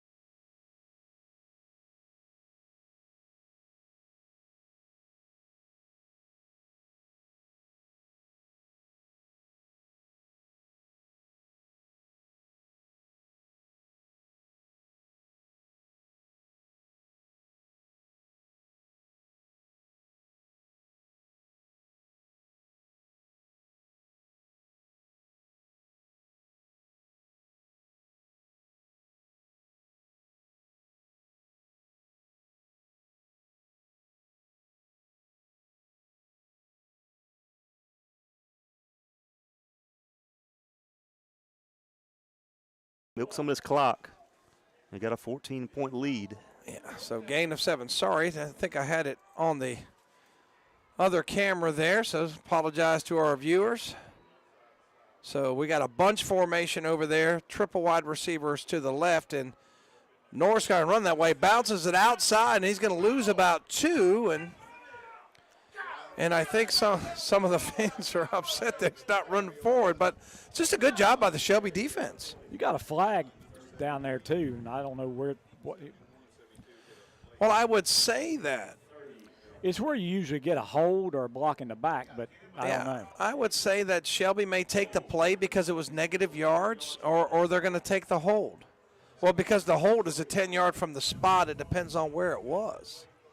I think they're moving all the way back to the 40. Yeah, the hold the hold was at the 30. So yeah, being back that far, I could see why they would take the penalty there. So they restart the clock, and it's 2nd and 15, and I'd say that's been the bugaboo for Burns tonight, or the penalties. But I tell you, they took this ball with 9:43. Yeah, the clock is rolling. Yeah, that's the main thing. They've had it for 5 minutes. So triple wide receivers right, one to the left, single back set Norris. Mooney in the gun. He's going to loft it up. Man-on-man coverage. Is that a penalty? It is. That's going to be pass interference against Shelby. And, Jeff, that's not an automatic first down in high school football, is it? It's not, but it's 15 yards. Yeah, it's 15 yards, so it's going to be anyway. Is that, what was it, 2nd and? Yeah, 15. Right there. Okay, so that's going to be the 4th Falston Pharmacy first down as the pass interference, and that looked pretty obvious, man. Yeah, he tripped, and as he tripped, he reached out to try to grab him because if he didn't, it's going to be a touchdown. So the team looks like they're moving the chains on the field. Yeah, it's a 15-yard penalty. Yeah. I knew it had to be close. Yeah. I knew it was going to be close. Brings it all the way up to 25. So Burns is in business here, closing in on the later part of the third quarter. You could not have scripted it any better though, because Burns has had the ball. We've had it since 9:43. Burns has had the ball for 5 minutes and 23 seconds. Yep. I'll tell you this. Yeah, you couldn't have scripted it any better. Now, if you're Shelby, you're looking for a turnover. Hasn't been a turnover in this game. Motion man is Thompson. He'll take it to the right, cuts it up. He's to the 25, makes a man miss, makes another man miss, takes on tacklers, and he'll get to the 20, gain of 5, sets up 2nd and 5. Yeah, good hard run there by Thompson. Like I say, it could have been a drop back for a loss there, but good job of making something out of nothing. And the clock continues to run. Yeah, it will, and it's under 4 minutes. So we're 6 minutes exactly on this drive. It's hard to score when you don't have the ball. And that's Burns' game plan here. This drive started back at their own 10. Yeah, the longer Burns has the ball, the more that defense is going to get wore down for Shelby. So 2nd down and I think 6. Yep, 2nd and 6. So they only gave him 4. I thought they were going to give him 5. So Mooney in the gun. He's got it. Got a little time, running out of time. Sets up a screen. It's Norris. Makes a man miss. But I tell you what, he has swarmed under. I don't think he got anything. Going to set up 3rd and 6. How good of an open field tackle that was, Jaden Pierce. Yeah, that's a big boy to be making a play like that. That's a with play. A shifty That's Norris a play to field. get you noticed right there because I felt that Norris was going to pick up about 10 yards, and that was just a great play by Pierce. Well, I tell you what, he did put his foot in the ground and make a great move, but Pierce was able to get just into the reached ground. that one meat hook out and grabbed him. Made the tackle. So we're up to 7 minutes off the clock in this drive. And I know we keep saying that, but that's critical at this point in the game. And we have an injury, so we'll take a timeout with him. We'll be back in 30 seconds. Come see the all-new Bobcat CT1021 and CT1025 compact tractors. Now available at West End Sales in Vail. It's great for maneuvering around the barn, sheds, and landscaping. It's perfect for mowing. Features include 4-wheel drive and a 21 and 25 horsepower diesel engine with hydrostatic transmission. See it today at West End Sales, Highway 18 North in Vail. Online at westendsales.com. See their page at whatsupshopper.com and like them on Facebook too.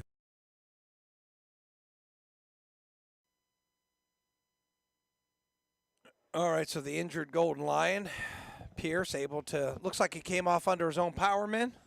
Yeah, he's making his way to the sideline. He's got his helmet off, but he's had an issue with his leg, all year. At the beginning of the year, he started off playing on the offensive line, and I think maybe one of the reasons they had them on the offensive line was they were trying to kind of protect that knee because, one of the things that happens as a defensive lineman, when you're on the back side, people cut that knee. Yeah. And then it got to the point where they needed him on defense, and so he's played defense. He's definitely a force out there.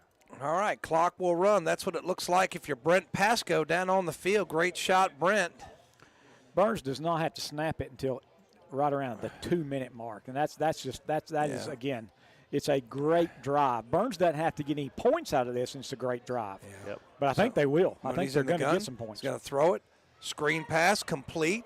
And that is Thompson who falls forward near the first down. It will depend on the spot. I think they're giving it to him. They're going to give him the spot. I think he could have, if he had kept going there, I think he'd have around the corner and maybe gained a few more. But, yeah, it will move the chains up. Doesn't need it. Yep. And the clock continues to run. Yeah, 5 Falston Pharmacy first down. Is that what you have on this drive, Jeff?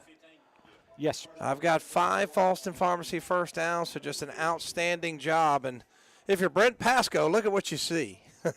That's a great view. That's a good shot right there. That's a great view that Brent gets to see. So it will be third down. First down. First down, sorry. First down and 10 from the 15. Toss play. This worked a lot. Lamont Wilson. He's inside the 15 to the 10, taking tacklers. He's near the 5, and I think he's got another Falston Pharmacy first down. Gain of 10. Now to bring it first and goal about the 5-yard line. And Burns could almost run this clock all the way down to the end of the third quarter. I tell you what, man, this has just been a work of art on this drive. Is Ryan Thompson now in at the Wildcat. 1:28, so it's over 8 minutes on this drive, gentlemen. You can tell Shelby's kind of got their hands on their hips. You know they're wore out. It's been tough. It's mentally exhausting. Thompson takes the Wildcat snap, tries the left side, puts the shoulder down. Did he get in? Not quite. He did not. He's still a couple of yards short. I don't think he got – what did he get, a yard? He got a yard. He's at 4. So that was Griffin and a couple others on the tackle there for Shelby. I've got this drive for 12 plays. But under a minute on the Main Street Hardware scoreboard. Like I say, they probably will run this clock all the way down in the third quarter on this drive. Yeah, they do have to run another play here.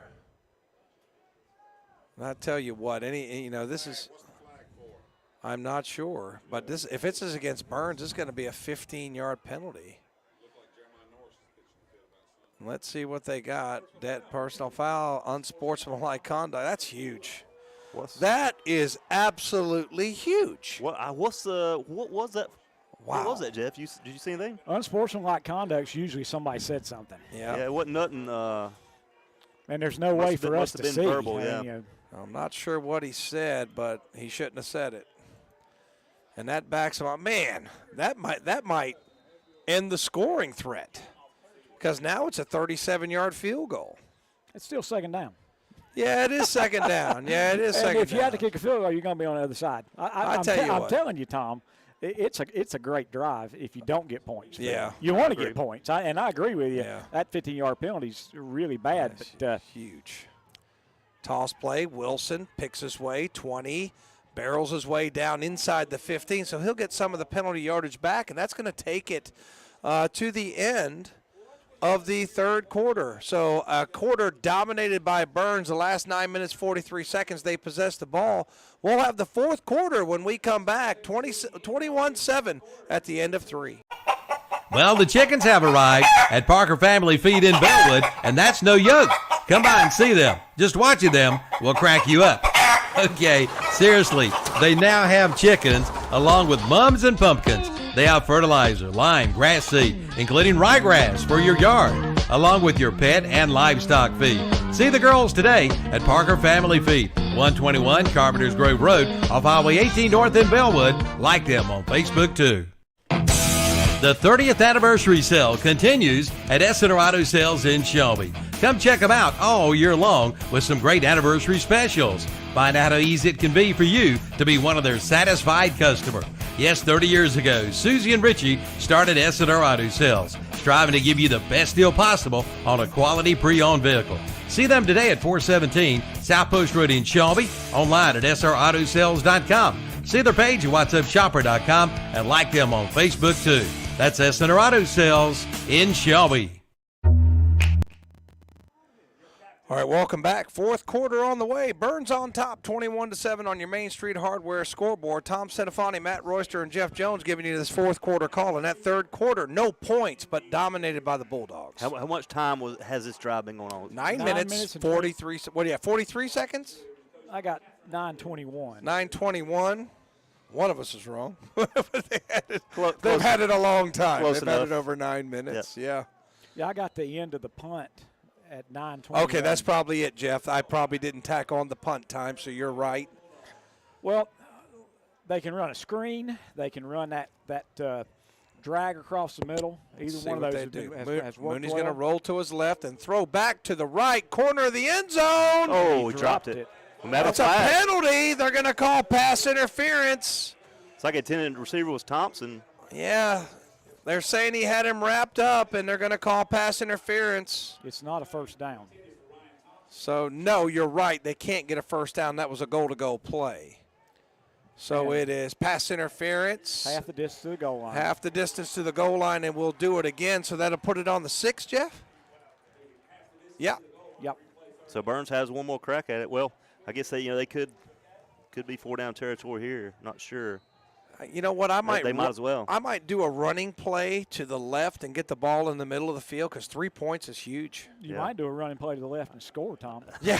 Well, the way this drive is going, you feel like you just sense that they're going to score here. Well, you can tell I'm a Cleveland Browns fan. I'll take the absolute minimum every time. So it's been a dominant drive. It has. Definitely within Camacho's Shelby's range. Tired. It has. So Mooney rolls to his left, going to throw corner of the end zone, knocked away. Great defensive play. Yeah, good defense there by Ramsor of Shelby. Ramsor, one of the ninth graders, has been playing JV ball, and it's good to see him making a play from the golden lines. I think you're going to have. Well, it's fourth and Looks goal. like he's staying out. Looks like he's going to go for it. I would send the kicker in. Let's see what he does. Well, if you go for it and you don't get it, Shelby's got it on their 6-yard line. Yeah. Yeah. So. But I tell you, some of their receivers, if Hamilton gets loose, he can score 95 yards in one play. Yeah, but you hadn't seen it yet. Yeah, they're not going to kick it, though. They're going to keep the offense on the field, and that right there, no, don't have the sideline view, but triple wide receivers to the left. Yep, they're going to go for it, and Mooney's back, and he's got a little bit of pressure, fires over the middle in traffic, incomplete. Ball's a little bit over his head. Pretty well covered there by Shelby. But it is an almost 10-minute drive. Shelby's got it on their 6. A lot of time elapsed there. A lot of time. Yep. They ran 16 plays. Looks like the pass was intended for, Haynes there across the middle. It was a little bit high. Yeah. But like you say, we're back. We got Shelby back up. I think they're going to say it's on the 7. I think Shelby got a yard on the change of possession. Okay.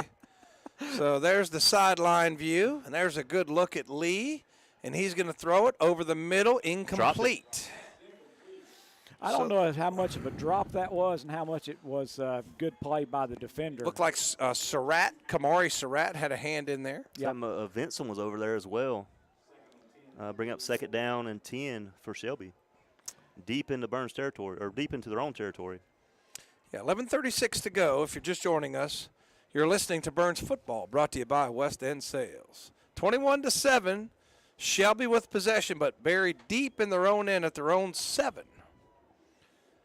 So Lee trying to get everybody lined up. 3 wide receivers left, 1 to the right. Lee trying to get everybody on the line. He does. He'll have it. He's in the gun. He fires, and the ball was tipped and incomplete. So 3rd down and 10. And if Shelby goes 3 and out here, Jeff, that would be devastating. Yeah, that would be hard to come back from. Down 2 scores. Yeah. And the way Burns is, like you say, moving the ball, it'd be tough. Yeah. Good job there. I can't tell who the D lineman for Burns there was, but good play to knock it down. So it's 3rd down and 10. Burns getting the defense on the field. Let's see if they bring a little pressure. This is huge right here. They're going to call a timeout. They got 12 players on the field. Yeah, they called a timeout, so we'll take it with them. We'll be back in 60 seconds. Tops Pizza and Pasta in Boston is happy to help sponsor the broadcast of Burns High football. For over 22 years, Tops Pizza and Pasta has been serving this area with the best pizza around. Come one or come all. Eat in their big dining room. Pick it up or have it delivered by calling 704-538-3344. Pizza, pasta dinners, wings, subs, salads, sides, and even desserts. Come by before the big game. You'll be glad you did at Tops Pizza and Pasta, 4813 Fallston Road, Highway 18 in Fallston. Open Monday through Thursday, 10:30 a.m. to 8 p.m., 10:30 a.m. to 9, Friday and Saturday. Closed on Sundays. Online at topspizzaandpasta.com. All right, we thought we were going to have a timeout, but instead we had a penalty and then a first down after a pass play of about 8 yards. I didn't get the official yardage there, but Lee looks back. He's got a man wide open, and he's got it for about another 12-yard pass. If he's able to keep his feet, he's still running, boys. Yeah, he was wide open on the play, maybe a little bit of a blown coverage. That was Bryson Key. They ran a bootleg, and Key just kept on going down the left sideline. And that was just the pass wasn't thrown far enough. It was a really good play, good catch by Key. It looks like it snuck him out of the backfield there. So it's first down and 10 for Shelby, and they've got it out to the 33-yard line now. And Lee, quick out of his hands, another completion, gain of about 5. It'll be second down and 5. I think that's Hamilton for Shelby. That's Hamilton. He's going to have a 7-yard gain out to the 40. See where they mark it. Yeah, has he got 7? Yeah. So give him 7, and Shelby moving quickly. Clock at 10:20 and counting. 21-7 on your Main Street Hardware scoreboard. Shotgun, 4 wide receivers. Man comes in motion. And Lee's back, got time, steps up, and slipped out of one tackle. He's going to keep it and run, and he's going to got big yardage there. He's out of bounds at the 46-yard line. Give him 16 yards and another Fallston Pharmacy first down. Yeah, pretty heads-up play there by Lee, getting some 5 yards, getting it into Burns territory. We'll try to explain to you what happened when we were gone, but we don't have time because Shelby's quickly. Yeah, there was a penalty. Burns tried to call a timeout, get out of the 12-man on the field penalty. He couldn't do it, and Shelby was able to convert the 3rd and 5 as handoff up the middle, hole there, good run. Met there, I think it was McGowan maybe on the tackle. But he's from the 46 to the 39, gain of 7. I think it's Kamari Surratt there on the tackle for Burns.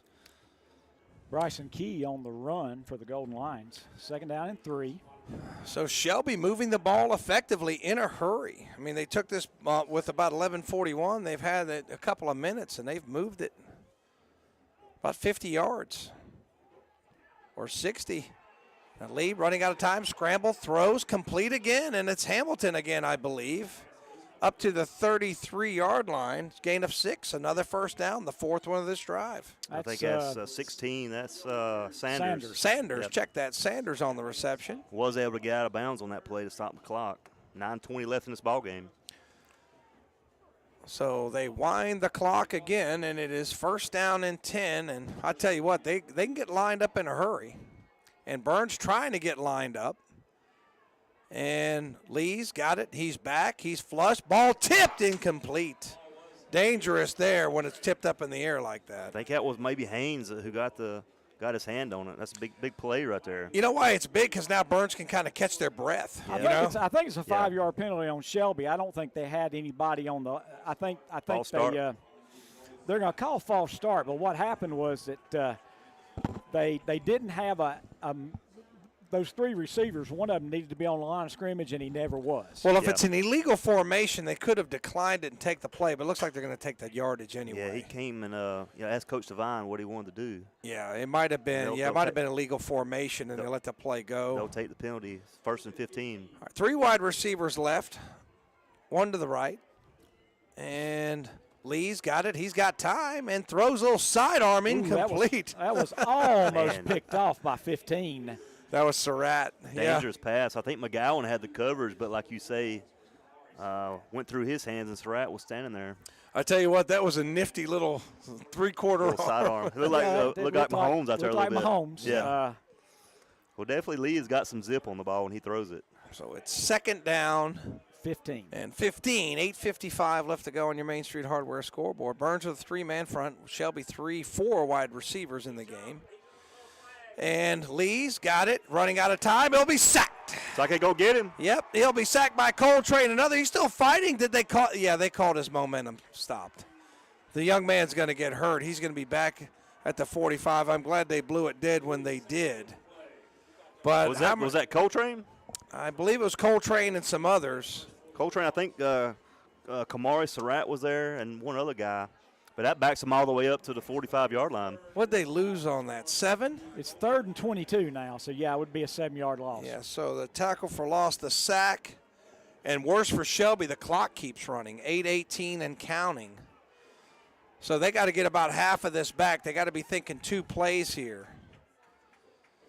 And Lee's got time under pressure, knocked down again, and incomplete. That's not a fumble. That's an incomplete pass. I think that's Marshall McGowan. No, that's Vinson. Nick Vinson with a big-time pass break up there to bring up 4th down. So how huge has Nick Vinson been tonight? Wow. I'll tell you what, are you, if you're Shelby, do you punt? I don't think you can in this situation. No, you got to go for it. There's no way. Not enough time left. Yeah, with only 8 minutes left to go, I mean, I don't think you can punt. The problem is you got to have a 22-yard play. Well, you know what? They've got some guys that can get in space if somebody misses a tackle. You know, somebody's running for a long time. I'll wait for Burns to bring a linebacker late and get some pressure. See McGowan coming up there, and Lee's going to let it go over the middle and knocked away, almost caught, but incomplete. Wow, that was close to an interception and a reception on the same play. 7, the intended receiver for Shelby. I think that's was that Surratt on the coverage? That's Kamari Surratt. Good job there. Also delivered a hit to the Shelby receiver there. So Burns will take it with 7:59. That's a big-time defensive stop there because, like I say, Burns, they could about run this clock all the way down. And I'll say there, up 14 points. You know, and that's where you put them on the 6. Even if they have 5, 6, 7 good plays in a row, it's hard to get 10, 12 good plays in a row. Yeah. Make them drive the field. So Burns will take it on their own 45-yard line. Jeff Jones is saying that's what he was saying. Yep. I didn't credit my source. And that's a running play up the middle for a gain of about 5. Yeah, I'll bring it up to about midfield. 7 minutes, 50 seconds left on the Main Street Hardware scoreboard. But I tell you, Jeff, to be completely honest with you, I know you called that. I still would have kicked the field goal. I would have kicked the field goal. But that's okay. But I could see either strategy. Field goal can get blocked too. What's that? And that's a special teams coach too, so you know he knows. But yeah, you're right. I like my odds with Ben Mooney back here at quarterback to make a throw. But so it's 2 against 1. I've been outvoted. Democracy. All right, so it's double wide receivers right. H-back over there, I believe, is McGowan. He moves early. They don't call it. Lamont Wilson plows forward, and he'll get about 3. It'll be 3rd down and 1 or 2. And, Jeff, did you see that? Yeah, he was leaning forward, and I expected there to be a penalty. I thought there would be too, but I tell you, we saw. I think we saw Shelby do the same thing back in the first half. So I guess they figure if they call that, we'll be out here all night. So that play was kind of slow developed. They was almost looking for the call themselves. Yeah, he moved a little bit early there, but got away with it. Now, Tom, if you don't get this, you do go ahead and punt, I think. Oh, definitely. But if it's a half, maybe you mean you're not going to kick a field goal from the 50-yard line? No, I'm going to punt it. Not unless I got who's the guy for the Ravens? I can't even remember his name. That guy kicked 60-yard field goals like their extra point. Tucker, yeah. And Thompson going to try the right side, and he'll get around. He's going to have a first down and a whole lot more. And he's down to the 30-yard line. Give him about 18 yards and a huge Falston Pharmacy first down. That's big time right there. Took the Wildcat to the right side, and he's been doing that all day. That Wildcat is some more play for this Bulldog offense. So to the 31-yard line go the Bulldogs, and I tell you what, it's not over yet, but the sun is setting on Shelby's chances if they can't force a turnover or get the ball back here. 21-7 on your Main Street Hardware scoreboard. You're listening to Burns Football, brought to you by West End Sales. I don't expect the ball to be in the air very much anymore, fellas. Look, they're staying in that Wildcat. And Thompson takes the snap, right side again. Shelby defense there this time, though. He'll struggle and maybe get 2. Yeah, brings it up to about the 30. And the clock continues to run. I'm telling you, that's exactly right. And, you know, just Shelby hadn't had the ball. I know you've been keeping the time of possession, Jeff. Yeah, it's and it's got to be so lopsided it's not even funny. It's got to be about at the end of the third quarter. Burns had it almost 24 minutes of the 36 right. of the 36. So. You think Shelby was prepared for this running attack for Burns? You think they thought that Mooney was going to put it in the air more?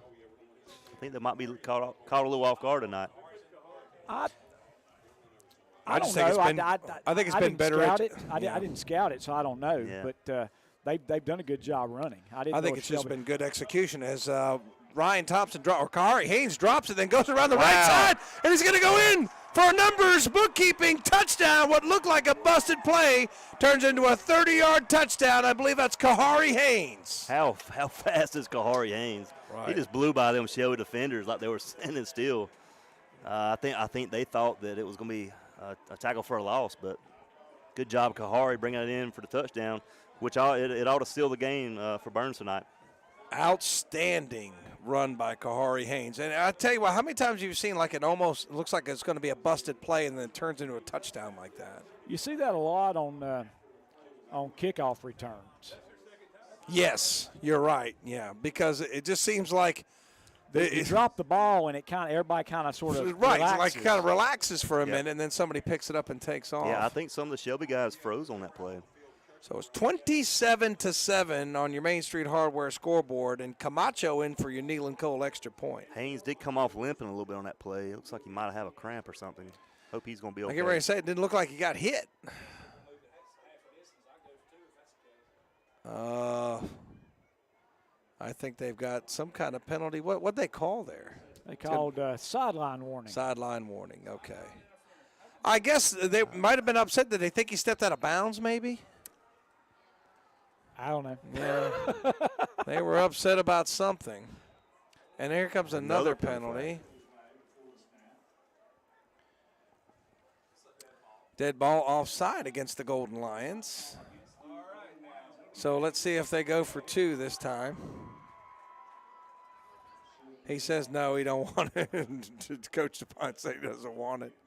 You decline the penalty because it's strange, but you're actually more comfortable kicking from 20 yards than 18 and a half. Because that's just where you practice it from. Practice it from 20. You practice it from 20. And good snap, good hold, kick up.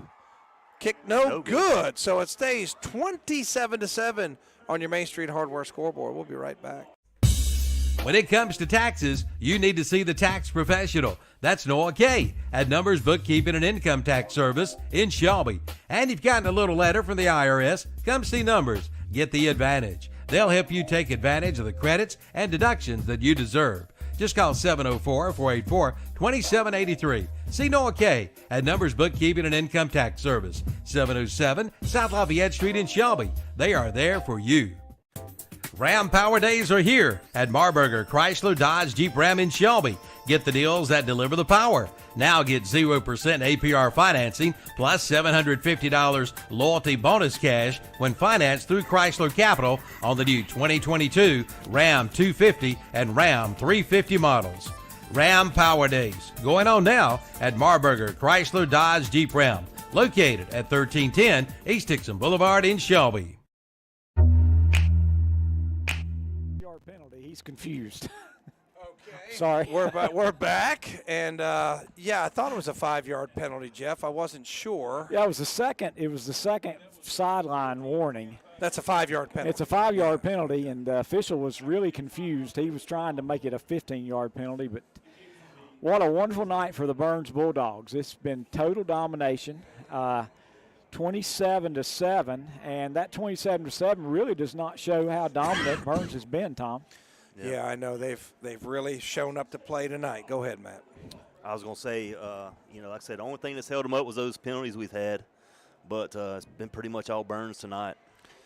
And return man up to about the, 36-37-yard line at Shelby. We'll have it there with 4:32 left to go on your Main Street Hardware scoreboard.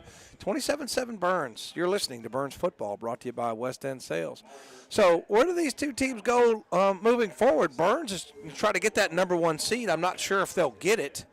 But Shelby, I would say, will still at least get one home game, Jeff. Nope. Oh, you were saying You don't before the think so? game that they may not. No, think so? they're going to be 6-4. I think the best they can hope for is about an 18 seed, and that puts them on the road. Puts them on the road. Well, that's tough. And we have a timeout, so we'll take it with them. We'll be right back.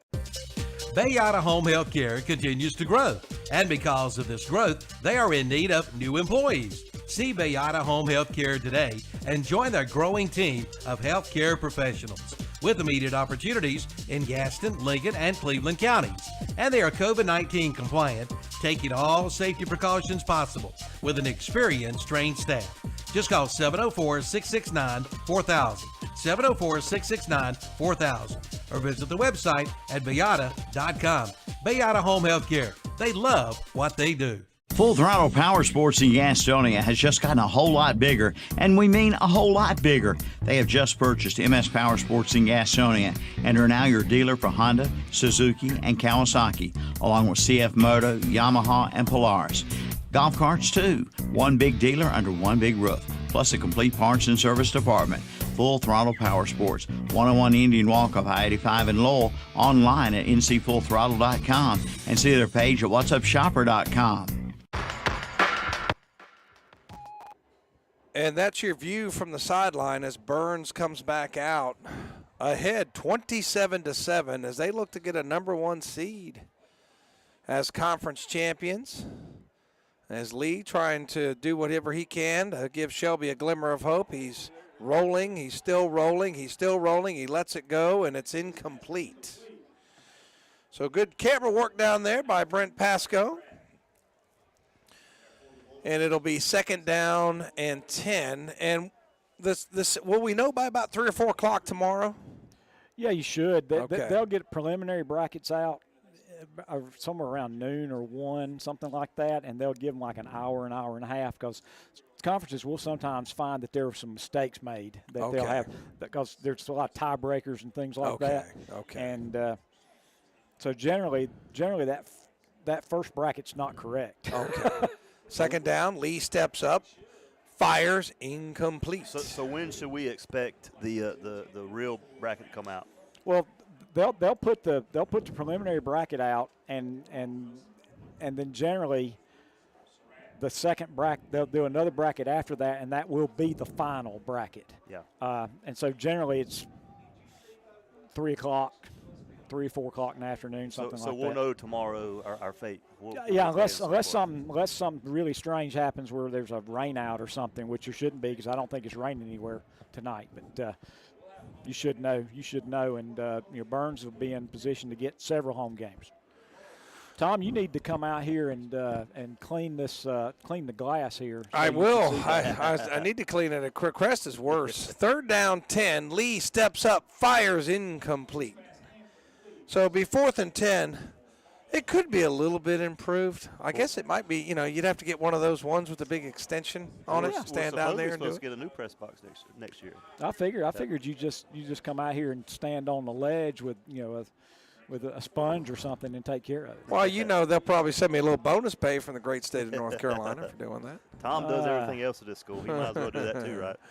Yes, I've had a very long career here. Tom, I'm still waiting for bonus money that was promised to me back in 1992 that they took away. Yeah, they tend to do that. 4th down and 10. Lee in the gun, fires, incomplete. So 4 straight incompletions, and the ball goes over on downs. And it's about all over but the crying as Burns takes over up 27-7 with 4 minutes and 7 seconds left to go on your Main Street Hardware scoreboard. Burns will take it on the Shelby 37-yard line. What a great job of this Bulldog defense tonight. Secondary hadn't been tested much this year. Obviously, we hadn't really played much competition in the past few weeks. But they've come out and played well against this formidable Shelby pass offense. So they'll take it on the Shelby 37-yard line. It's Burns' possession, and with 4:07 left to go. And Mooney back out on the field. Looks like they're going student body right on this one, and they do. And Norris tries that side, just puts the helmet down, pushes forward. Maybe he'll have a couple. It'll set up 2nd down and 8. And, yeah, this is the part of the game I do worry that it might get a little chippy. Seems like it always does, obviously, with the county rivals. Well, it happens in all sports. It's like, the soccer games I officiate. It gets like that rivalry down especially when the outcome's decided, it gets a little chippy down there. So hopefully, cooler heads prevail. Now, how does the officials can help this by being really deliberate and getting the ball set and kind of starting the play clock a little bit later. Right. Like in a soccer match, if it's 3 or 4-0, I see it getting chippy. I'll take a little extra time in those substitutions and things like that, making sure that the temperature gives a chance to lower, has a chance to lower. And that's Norris, bounces, tries to find some room around the left side, racing to the 35. Smart play, stays in bounds. And he'll gain maybe a yard. It'll be 3rd down and 8. And main goal is to keep the clock running. Yeah, heads-up play there by Norris. So it'll be 3rd down, and, Like I'll give some props to the official again. Theoretically, when the play ends, they start 40 seconds right away. He waited a few seconds to get the 40 up there. So and that's good because the game's over. Right. And so you just don't, you want to get this thing over with. You don't want anybody to get hurt.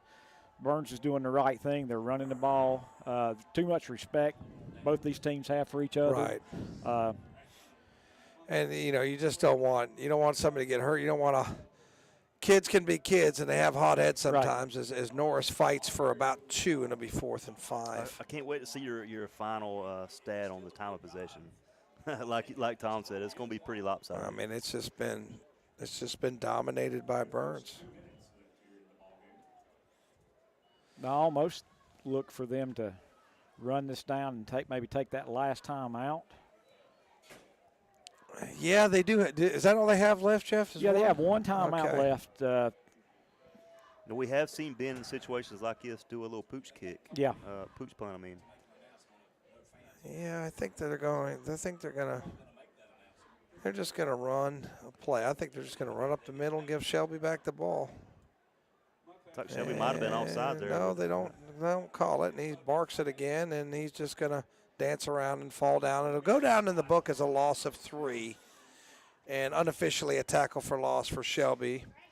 But that will be 1:26 left to go, and we will have the post-game show brought to you by Stamey Tysinger Funeral Home. And we'll have some post-game awards for Homestar Financial, Hojo Power Sports, S&R Auto Sales. We're giving you some post-game hardware. This win for Burns will put them 9-1 on the year, perfect in the conference. And they're only lost to an undefeated Kings Mountain team. That's right. Who's probably the best team in the whole 3A. Kings Mountain wins tonight, 35-20. Crest comes back a little bit, but they win 35-20. And Lee going to fire, complete. And I think that's Hamilton, isn't it, who gets away from 1, and then he's wrestled down. He gains about 14 yards, and it'll be a Falston Pharmacy first down. Yeah, Burns has 21 first downs tonight, and that is the 10th first down for Shelby. Wow. Yeah, that's just been that's what's led to the domination and time of possession. Shelby did have that one good drive, but just too much ground to cover. Yep. I was a little concerned after that drive. It looked like they maybe had found something. But credit the Bulldog defense for shutting them down. First down 10, and Lee steps up, fires, and incomplete. It's triple coverage, and he might have just threw that one down to make sure nobody else caught it. Well, I think he was trying to hit Mylan Daniels or Sanders, who he just overthrew it. Oh, okay. I've been looking at the wrong one. Yeah, there was triple coverage, the deep receiver, but he just threw it too deep for Sanders to catch it.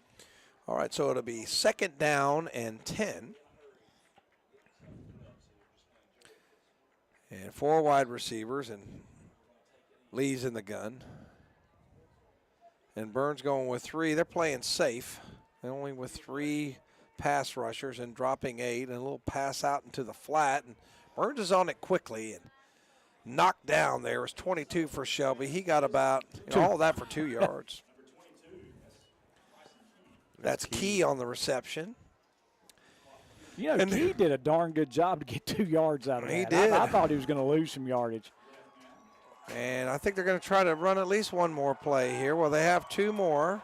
3rd down and 8.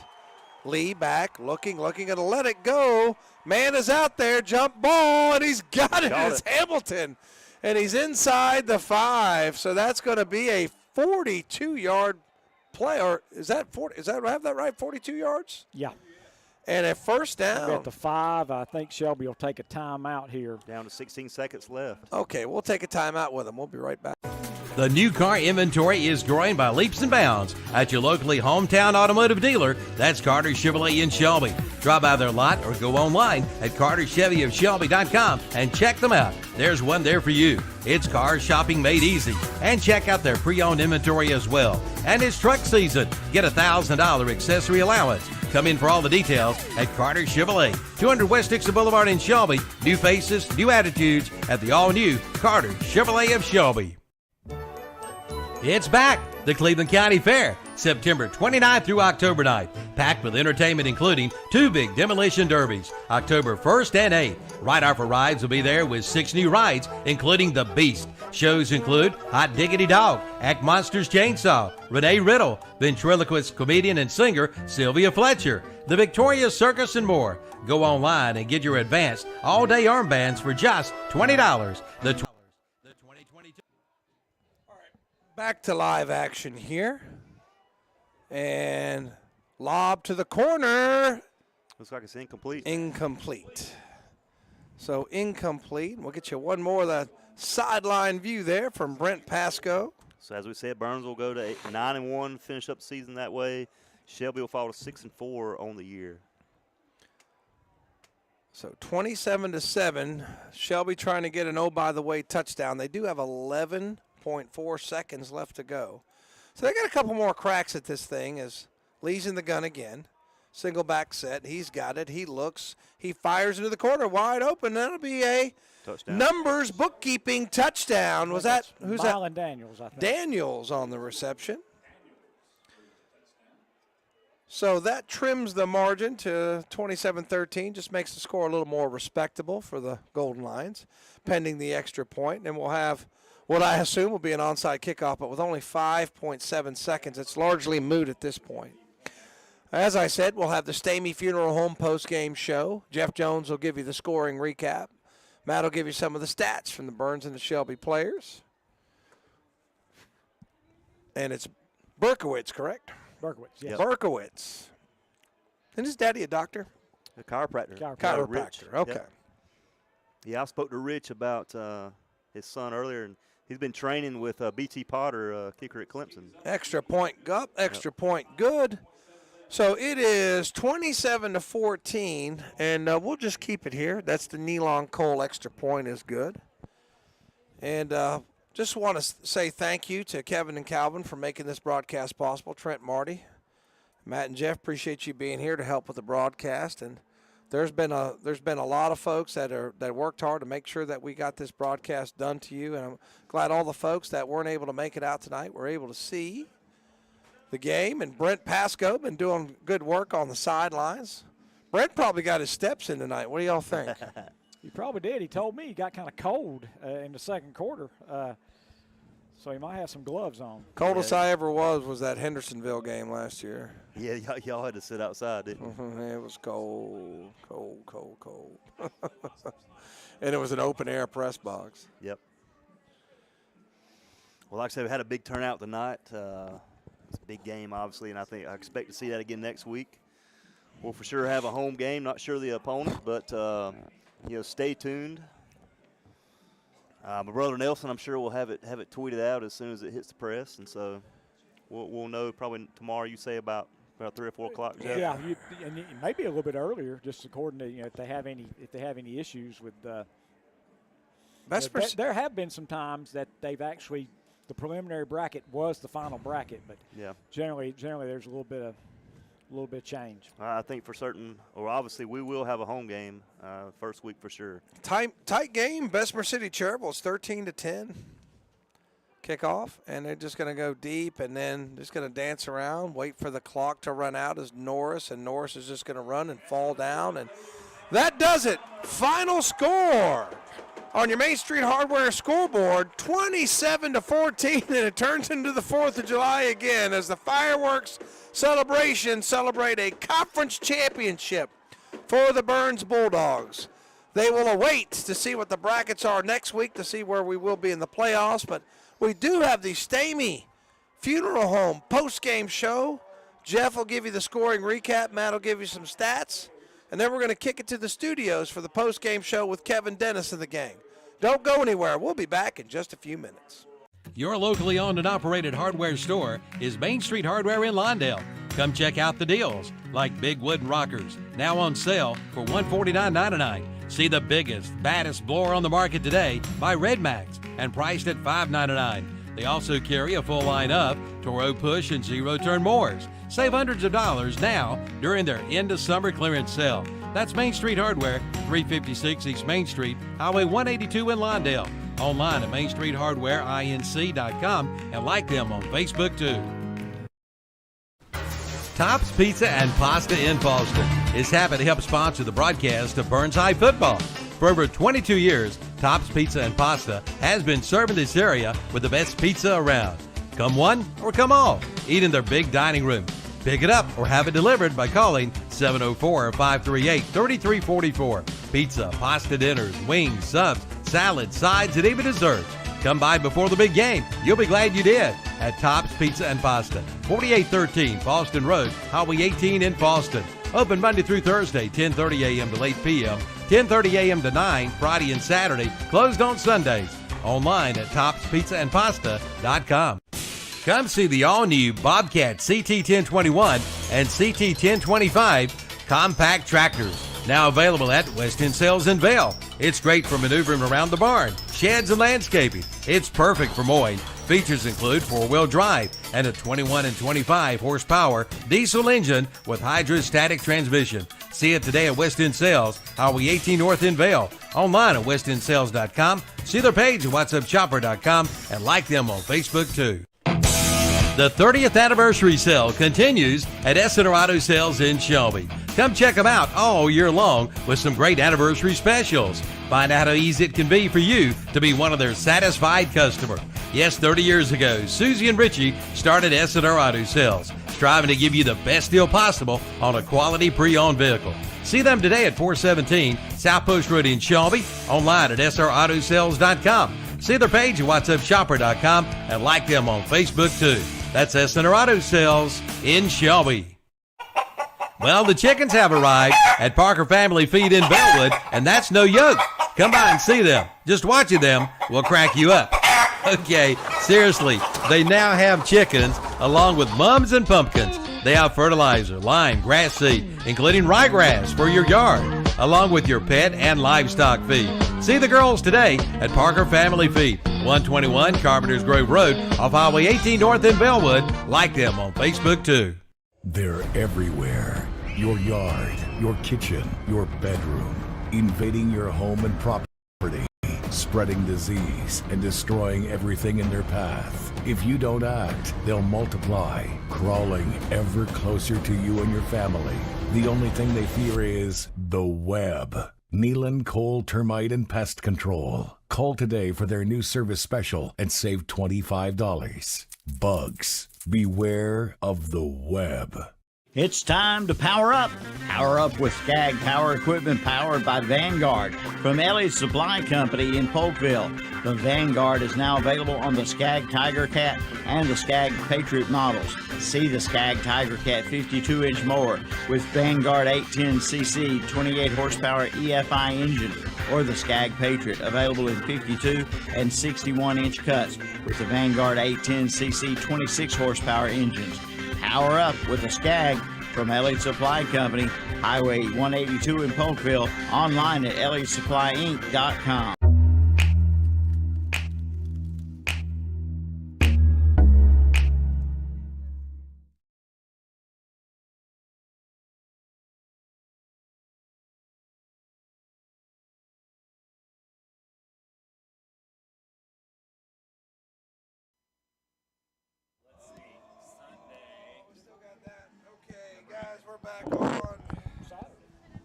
Sorry, guys. We've been talking and having a good time in the booth. Tom Sinafani, Matt Royster, Jeff Jones. Final score, Main Street Hardware scoreboard, 27-14. Burns is victorious and wins the conference championship. So thank you for joining us once again on the Stamey Tysinger Funeral Home post-game show. And here for this recap of the scoring action, Jeff Jones, take it away. All right, quickly, before I do this, I actually got a message from Bill Airy, a longtime Shelby fan, and he said, can I get a shout-out? So gonna give Bill Airy a shout-out for sticking with the Golden Lions through the end of this game.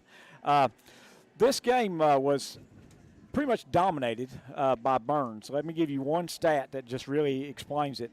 Burns held the ball for 30 minutes and 17 seconds. Shelby held the ball for 17 minutes and 43 seconds.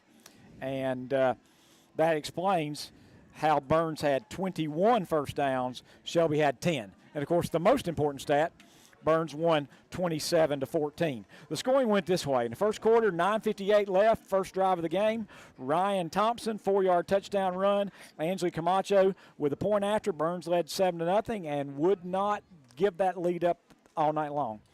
With 6:55 left in the second quarter, Jeremiah Norris, a 1-yard touchdown run. The point after touchdown hit the crossbar, fell out, 13-0, Burns led.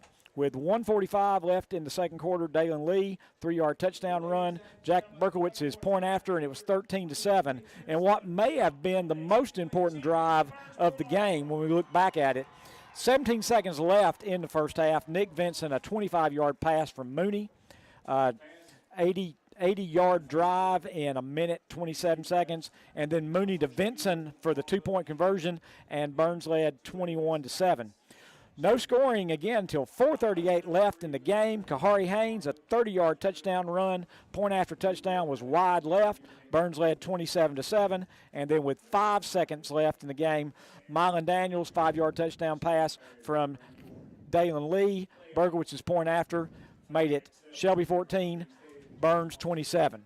Congratulations to the Bulldogs, conference champions, high seed, and they'll have at least 2 or 3 playoff games at home as long as they take care of business, Tom. Yeah, and you're right, Jeff. You got to take care of business. It's one game at a time at the playoffs. So we'll see who we draw and who's coming in here. And then Shelby, as you said, will most likely be on the road next week. So check KTC Broadcasting, the website. We'll have the broadcast schedule and let you know. And, of course, the brackets will come out tomorrow in the afternoon. Matt, what do you have on the stat sheet? Well, let's start off passing. Ben Mooney, 8 for 20, 135 yards, 1 touchdown. Receiving, Ryan Thompson, 8 catches, 33 yards.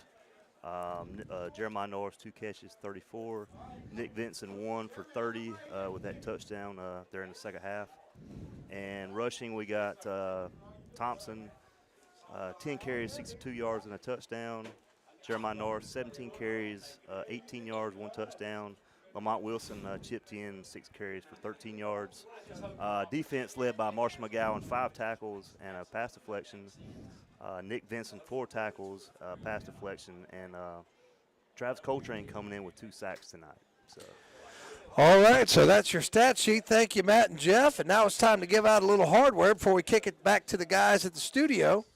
The Offensive Player of the Game brought to you by Hojo Power Sports of Shelby.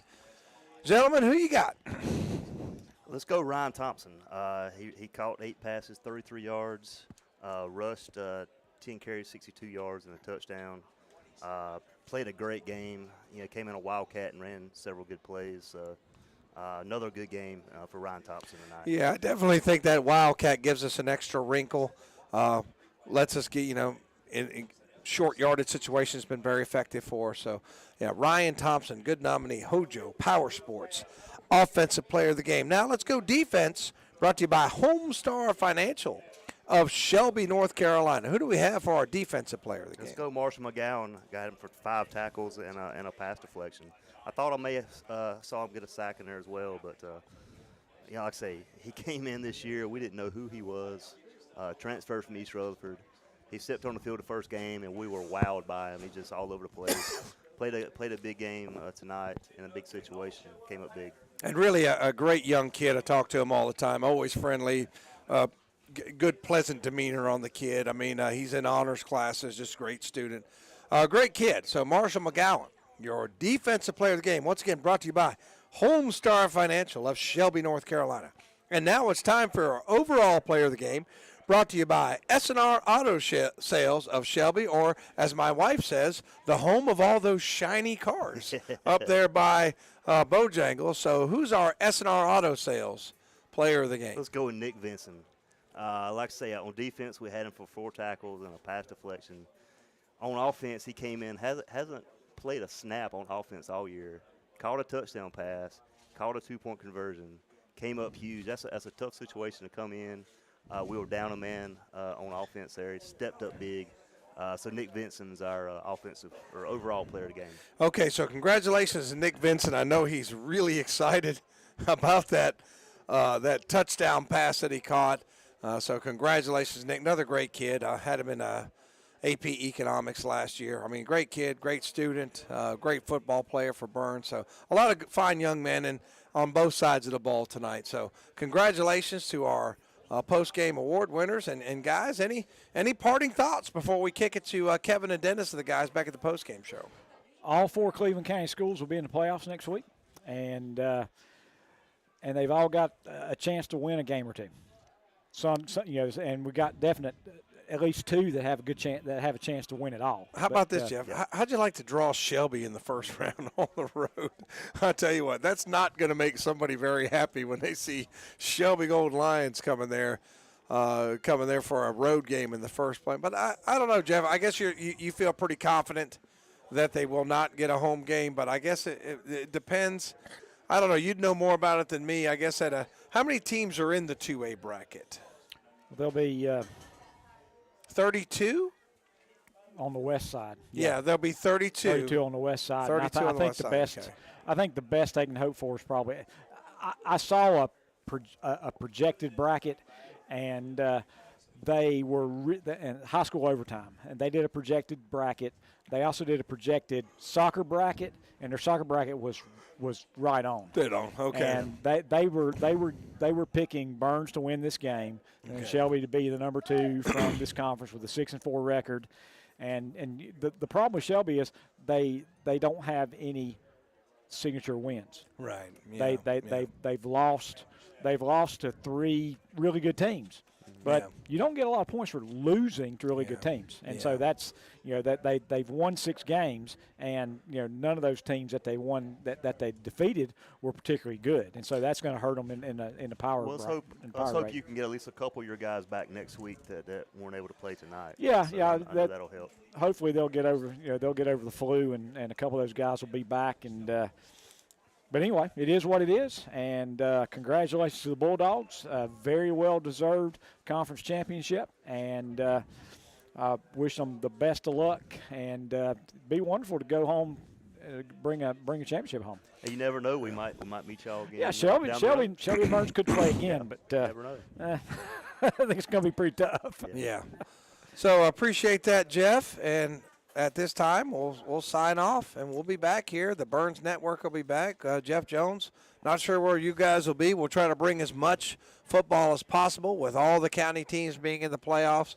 Kevin's going to have to figure out what we're going to put on the radio, so we'll figure it out. Check the website for our broadcast schedule. But for Tom Centofanti, Matt Royster, Jeff Jones, and Brent Pasco, once again, your Main Street Hardware scoreboard, 27-14. Burns over Shelby. Thank you for listening to Burns High School Football. As always, brought to you by West End Sales. The new car inventory is growing by leaps and bounds at your locally hometown automotive dealer. That's Carter Chevrolet in Shelby. Drop by their lot or go online at carterchevyofshelby.com and check them out. There's one there for you. It's car shopping made easy. And check out their pre-owned inventory as well. And it's truck season. Get a $1,000 accessory allowance. Come in for all the details at Carter Chevrolet, 200 West Dixon Boulevard in Shelby. New faces, new attitudes at the all-new Carter Chevrolet of Shelby. It's back, the Cleveland County Fair, September 29th through October 9th, packed with entertainment including 2 big demolition derbies, October 1st and 8th. Ride Our for Rides will be there with 6 new rides, including The Beast. Shows include Hot Diggity Dog Act Monsters Chainsaw, Renee Riddle, ventriloquist comedian and singer Sylvia Fletcher, the Victoria Circus, and more. Go online and get your advanced all-day armbands for just $20. The 2022 Cleveland County Fair, September 29th through October 9th. For more information, go online at clevelandcountyfair.com.